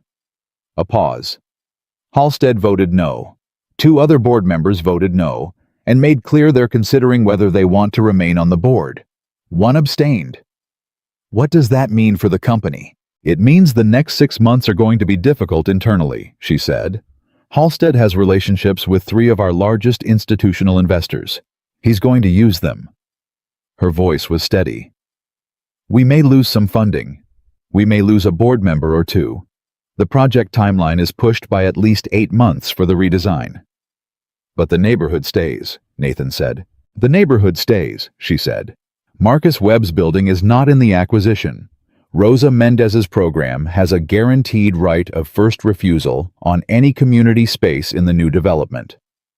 A brief pause, and in it, something that was not quite emotion, but was the sound of emotion being processed by a very disciplined person.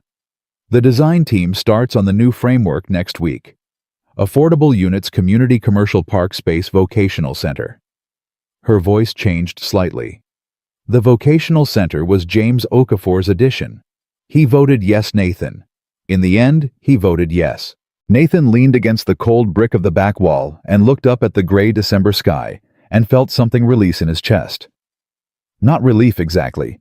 More like the particular sensation of a weight that has been carried so long you've stopped feeling it until the moment it's gone. You did that, he said.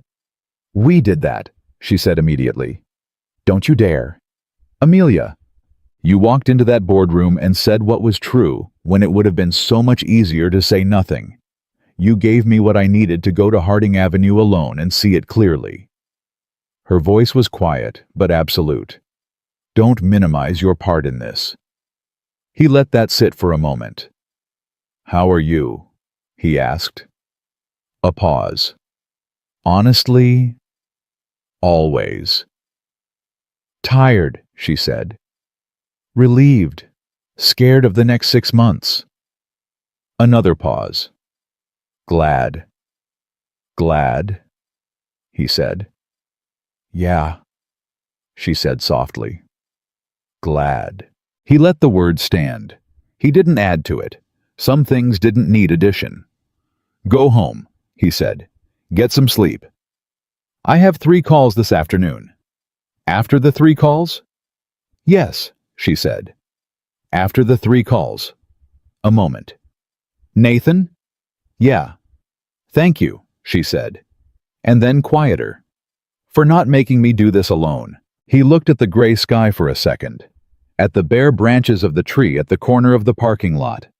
At the ordinary, unchanging world that somehow kept being the place where extraordinary things happened to ordinary people if they showed up for each other. You weren't alone, he said. He told Ellie that night at dinner. Not the full version, not the board politics, and Halstead's phone calls, and the 6-5 vote, and the institutional investor relationships. The version that was true, and that she was old enough to understand. The neighborhood we've been talking about, he said. Harding Avenue. You remember me mentioning Marcus Webb? Ellie looked up from her plate. The barbershop man who doesn't charge the old guys. That's him. The company that was going to redevelop the area they voted today on a different plan. One that keeps Marcus's building, keeps the after-school program. Ellie stared at him. Did Amelia do that? Yeah, Nathan said. She did. Ellie processed this with the focused seriousness she applied to things that mattered to her. Did you help? A little, he said. Ellie picked up her fork, set it back down. Dad. Yeah, I want to say something, and I don't want you to tell me I'm being too grown up about it. Okay, he said. Amelia is a good person, Ellie said. Not because she did this. I think she was already a good person. I think she just needed someone to stop pretending that she wasn't. She picked up her fork again. You're good at that, stopping the pretending. Nathan looked at his daughter. He thought about Sarah. About the way Sarah used to say that Ellie was going to either change the world or run it, and that either way, everyone around her better pay attention. He thought about how right Sarah had been. How completely, exactly right. You're something else, you know that, he said. Ellie shrugged. I know, she said, and went back to her dinner. 3 days later, on a Saturday morning, they walked Harding Avenue again. Just the 2 of them. No site survey notes, no folder, no agenda. It was cold and clear, the kind of Chicago winter morning that was brutal and beautiful in equal measure. The air sharp enough to make your eyes water the sky, the particular deep blue that only appeared when the temperature dropped far enough to burn off everything soft and left only the pure thing underneath. Marcus Webb was outside when they passed his shop, sweeping the sidewalk the way he always was, and he looked up when he saw them coming. He looked at Amelia first, then at Nathan, then back at Amelia. "Heard something," he said. "Yeah," Amelia said. "Heard the plan changed." "It changed." Marcus was quiet for a moment. The broom handle rested in his hands. "Heard my building's not in the footprint anymore." "It's not," Amelia said. "And it won't be." Marcus Webb looked at her for a long time. The same long look he'd given her the first morning Nathan brought her to this block. The measuring look. The look of a man who had been on the receiving end of a lot of promises and knew the difference between the ones that were going to hold and the ones that weren't. "All right," he said finally. That was all. Just all right. But the way he said it carried the weight of 22 years in one place of staying when leaving would have been easier of holding a corner of a neighborhood together by pure, stubborn, faithful presence. All right from Marcus Webb was not nothing. It was more than most people's standing ovations. Amelia nodded once. "Thank you for trusting me with your block," she said. "I know it wasn't easy." "Not easy," Marcus agreed. "But," he looked at Nathan, "he vouched for you. That carried weight." Nathan said nothing. He knew better than to interrupt whatever was happening between them. Marcus went back to sweeping. They walked on. After half a block, Amelia said quietly, "He vouched for you." "Yeah." "When did you become the kind of person people say that about?" "Always been this person," Nathan said. "Just took me a while to end up on the right street corner." She walked beside him without saying anything. Their breath showed in the cold air. The street was just a street-cracked sidewalk, bare trees, the corner store, with the hand-lettered sign, Rosa Mendez's building, at the far end, with the lights on inside, even at 9 in the morning. "Nathan," Amelia said. "Yeah. I need to tell you something I've been thinking about for 2 weeks, and I've been waiting for the right time, and I've decided there isn't going to be a right time, so I'm just going to say it." He looked at her. "Okay. I haven't been this present in my own life in 8 years, she said. "Since Daniel died, I've been functioning, very successfully by every external measure. But functioning, going through the shape of things." She kept walking, not looking at him. "Since I met you, I've been actually in it, actually here." She paused. "That's because of you, not because of the project or the neighborhood or any of it. Because of who you are and what you make possible by being that way. I need you to know that." Nathan walked beside her for a few steps. "I know," he said. "I've noticed the same thing happening to me." She looked at him. Yeah, he said. "I stopped counting what was missing." He paused. "For stretches, anyway. That hasn't happened in 4 years." She was quiet for a moment. Then, "What does that mean for us?" He thought about it. He actually thought about it the way he actually thought about everything that mattered, not performing deliberation, actually doing it. "It means I'd like there to be an us," he said. "If that's something you want." She stopped walking. He stopped 2 steps ahead and turned to look at her. She was standing on the cracked sidewalk of Harding Avenue in the cold, clear December light, and her expression had done the thing he'd seen it do twice before. The thing where the composure and the distance and the careful engineering all came down at once and left just her, just Amelia, just the person inside all of it, and she was looking at him with an expression that was completely unguarded and completely certain and completely quietly undone. "Yes," she said. "That's something I want." He nodded. He didn't perform anything. He didn't fill the moment with more words than it needed. He just nodded and took 2 steps back to where she was standing, and they walked the rest of the block together side by side, close enough that their arms touched, not talking. The street was just a street. The morning was just a morning. But it was the most important morning Nathan Brooks had spent outside his daughter's doorway in 4 years. And both of them knew it without having to say so. Chapter 20. He called his mother in Ohio that evening. He didn't call his mother often enough, which she told him approximately once a month, with the patient persistence of a woman who understood that her son was doing his best and was also going to hear about it. She picked up on the second ring. "Nathan," she said immediately. "Is Ellie all right?" "Ellie's fine, Mom. Ellie's great." "Then what's wrong?" "Nothing's wrong," he said. He leaned against the kitchen counter. Through the door he could hear Ellie in her room talking to herself the way she did when she was working on something, the running narration of a mind thinking out loud. "I'm calling because something's right, actually. I wanted to tell someone." A silence. Then carefully, "Tell me." So he did. He told his mother about the charity gala and the business card on the table. He told her about the Saturday mornings and the coffee and Marcus Webb and the boardroom. He told her about what he'd said and what it had cost and what Amelia had done and what had happened on Harding Avenue this morning. His mother listened. She was a good listener. He'd gotten it from her.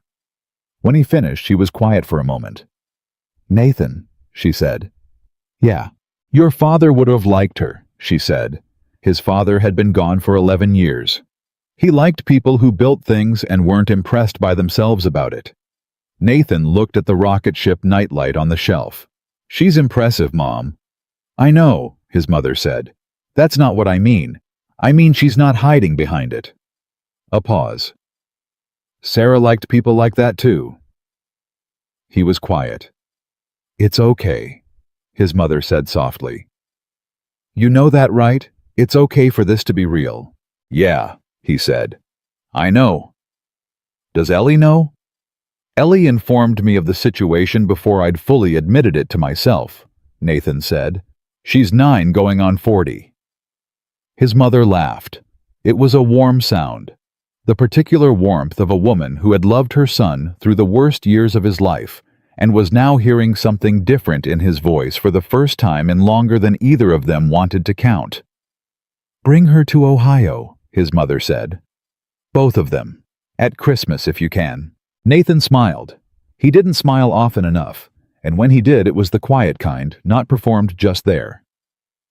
"I'll ask," he said. "You do that?" his mother said. "And Nathan, I'm proud of you. Not for finding someone, for being someone worth finding." He looked at the ceiling. "Thanks, Mom," he said. He hung up. Ellie appeared in the kitchen doorway in her pajamas holding a notebook. "Was that Grandma?" "Yeah." "Did you tell her?" He looked at his daughter. "You knew I was going to call her." Ellie tilted her head. "You always call Grandma when something important happens. You just wait until I'm in bed usually." She glanced at the clock. "I'm not in bed yet." "You should be." "Probably." She agreed, not moving. "Did you tell her about Amelia?" "Yeah." Ellie nodded, satisfied. "Good," she said and padded back down the hall to her room. He heard her door click, mostly shut. The orange glow reappeared in the gap underneath it. Nathan stood in the kitchen for a moment, in the quiet of an ordinary evening, in an ordinary apartment, in a city that was block by block, and conversation by conversation, and decision by decision, becoming something slightly better than it had been. He thought about what his mother had said. Not for finding someone, for being someone worth finding. He thought about a business card on a white tablecloth, about a woman who had laughed without meaning to, about cracked sidewalks and cold coffee, and a man with a broom who said all right like it was a covenant. He thought about the fact that showing up just consistently, faithfully, honestly showing up was not a small thing, that it was in fact the only thing that held anything worth keeping together. He turned off the kitchen light. He checked the locks on the door. He walked down the hall and stood for 30 seconds in his daughter's doorway, watching her breathe in the orange light, thinking that she was the best thing about him and that her mother would have been glad, and that something new was beginning, and that beginning things was terrifying and necessary and exactly right. He pulled her door almost closed. Not all the way, never all the way. And he went to bed. 8 months is a long time in a city. Long enough for a winter to finish, and a spring to move through, and a summer to settle in with its particular Chicago weight. The heat rising off the lake, the neighborhoods exhaling into longer evenings, kids on every block, reclaiming the sidewalks with bikes and chalk, and the loud, uncomplicated joy of school being over. 8 months was long enough for a neighborhood to begin to change. Not the dramatic change of demolition and construction, which would come later in phases with the Community Advisory Council, weighing in at every turn the way Amelia had promised. What happened first was quieter than that. What happened first was that people on Harding Avenue noticed that someone was paying attention, that the assessors who came through weren't there to price them out, that the architects who walked the block with clipboards stopped and actually talked to the people on the stoops rather than past them. That when Rosa Mendez submitted a list of what her after-school program needed from the new vocational center design, someone read it and incorporated it and sent her a revised plan with her suggestions marked in and asked her if she had more. She had more. She always had more. Nobody had ever asked before. Marcus Webb told Nathan about it on a Saturday morning in August. Not the organized Saturday morning walks of the winter, but the informal kind that had developed out of habit the way good habits do, by simply being the thing that happened, because not doing it had stopped feeling like an option. Woman came by Tuesday, Marcus said, leaning on his broom. Architect, young. She had a drawing of what the corner's going to look like when the park goes in. He paused. She asked me where I thought the benches should go, like my answer was going to change the drawing. Did it? Nathan asked. Marcus looked at him with the particular expression he reserved for questions that already had obvious answers. I told her the benches needed to face the corner, not the park, so the old men could watch the street while they sat. He swept a patch of sidewalk that was already clean. She changed the drawing. Nathan nodded. That's Amelia's team, he said. Marcus swept another clean patch. I know whose team it is, he said. I'm telling you, it's working. He looked at Nathan directly. Don't let her forget that. People in her position get told a lot of things. Make sure she hears that. I'll tell her, Nathan said. Good, Marcus said, and went inside. They so sad. The project that Warren Halstead had called an emotional mistake was featured in the Chicago Tribune's architecture section in September under the headline, Building for People Not Profit, Sterling Development's Harding Avenue Rethink is Changing How Chicago Thinks About Urban Renewal. Halstead had resigned from the board in March. 2 institutional investors had reduced their exposure.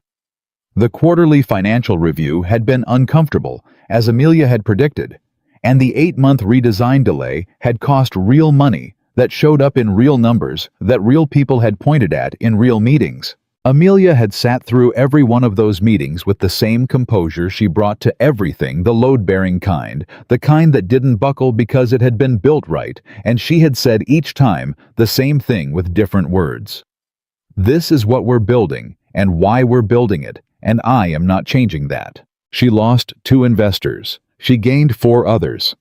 Smaller ones, the kind that had been waiting to put their money behind something that didn't make them feel like they needed a shower afterward. The board stabilized at 10 members. James Okafor became the chair of the newly formed Ethics and Community Impact Committee, a position he had not been asked to take but had volunteered for in a brief email to Amelia that said only, I'd like to make sure we don't need another Nathan Brooks to walk through the door before we ask the right questions. Let me help build that in. Amelia had forwarded the email to Nathan without comment. He had read it twice and felt something he didn't have a word for exactly, something in the territory of vindication, but quieter than that, more like the satisfaction of watching a wall hold under load, when you'd put the work into building it right. He didn't need credit. He never had. That wasn't why he'd walked into the boardroom in December with a borrowed jacket and his hands flat on the table and the truth. He'd done it because it was right. The fact that it had worked was separate from why he'd done it, and he needed it to stay separate because the day you started doing the right thing, because of the outcome, was the day you started making calculations instead of choices. He kept that to himself. He kept a lot of things to himself, but less than before. That was the change he noticed most in himself over those 8 months. Not the larger things, not the visible ones, but the small internal shift of keeping less, of letting more of it be known to the one person who had earned the knowing. And the Harding Avenue Community Park opened on a Saturday in late September. It was not a grand opening in the way that grand openings usually were. No ribbon cutting, no speeches from aldermen, no catered reception with glasses too thin for ordinary hands. Amelia had been explicit about that. The opening was a block party. The residents of Harding Avenue planned it and ran it, and the only role Sterling Development played was to make sure the park was finished on time, and then step back and let the neighborhood own it. Marcus Webb set up a folding table outside his barbershop and made coffee all morning on a big percolator he'd had since 1987. Rosa Mendez's kids did a science demonstration in the new vocational space that she'd spent 3 weeks preparing, and that drew more adults than any of them expected, including 3 parents who asked afterward how they could volunteer. The 17-year-old who tutored math, her name was Kezia Nathan, had learned, and she had gotten into the University of Illinois on a partial scholarship and was coming back to Harding Avenue every weekend anyway because she said it was home, ran a coding workshop for the middle schoolers in the new community center. Ellie attended the coding workshop. She also, within the first 20 minutes of arriving, identified 2 structural improvements. She thought the park design could have incorporated, explained them in detail to a slightly overwhelmed junior architect from Amelia's team, and then went to get coffee from Marcus Webb's percolator because she said she'd been drinking coffee since she was 8, and her dad had given up arguing about it. Nathan watched all of this from a bench near the center of the park, the bench that faced the corner the way Marcus had specified. He sat there with his coffee and watched the neighborhood move around him. The kids and the old men and the families and the noise and the life of a block that had held itself together by pure stubborn human will for 30 years and was now finally being held up by something more. Amelia sat down beside him. She'd been moving through the crowd all morning, talking to residents, checking in with her team, doing the thing she did where she listened more than she spoke, and the listening was itself a form of building. She sat down and was quiet for a moment, and they both looked at the park around them. "Marcus changed the bench placement," she said. "Yeah," Nathan said. "It's better this way." He knew it would be. She looked at him. "How does it feel?"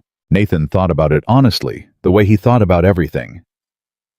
"Like something that should have happened a long time ago," he said. "And like it's still worth it that it happened now." She nodded slowly. "A board member called me this morning. One of the new ones, Lynn. She said she drove through the neighborhood yesterday to see the park before the opening, and she sat in her car for a while just watching." Amelia paused. "She said she understood now why I fought for it." "Did that matter to you?" Nathan asked. Having her understand, Amelia considered this. "Less than I expected it to," she said. "What matters is what I'm looking at right now." He looked at her. She was looking at the park, at Kezia running the coding workshop through the community center window, at Rosa Mendez laughing with a group of parents near the vocational space entrance, at Marcus Webb pouring coffee for an old man who had sat down at the folding table and didn't appear to be in any hurry to leave. "I dreamed about building something like this when I was 22, she said quietly. "In my first architecture class. I designed a community center for a neighborhood that looked a lot like this one. My professor told me it was idealistic and I needed to think about economic sustainability." She paused. "I believed him. I stopped designing for people and started designing for models." "You got back to it," Nathan said. "You got me back to it," she said. She wasn't looking at him when she said it, but he could hear exactly what it meant. He let it sit for a moment. Then he said, "Ellie told me last week she wants to be an urban planner." Amelia turned to look at him. "What?" She said, and I'm quoting, "that buildings are fine, but neighborhoods are ecosystems, and someone has to think about the whole system and not just the individual structures." He paused. "She's 9. Amelia stared at him for a second.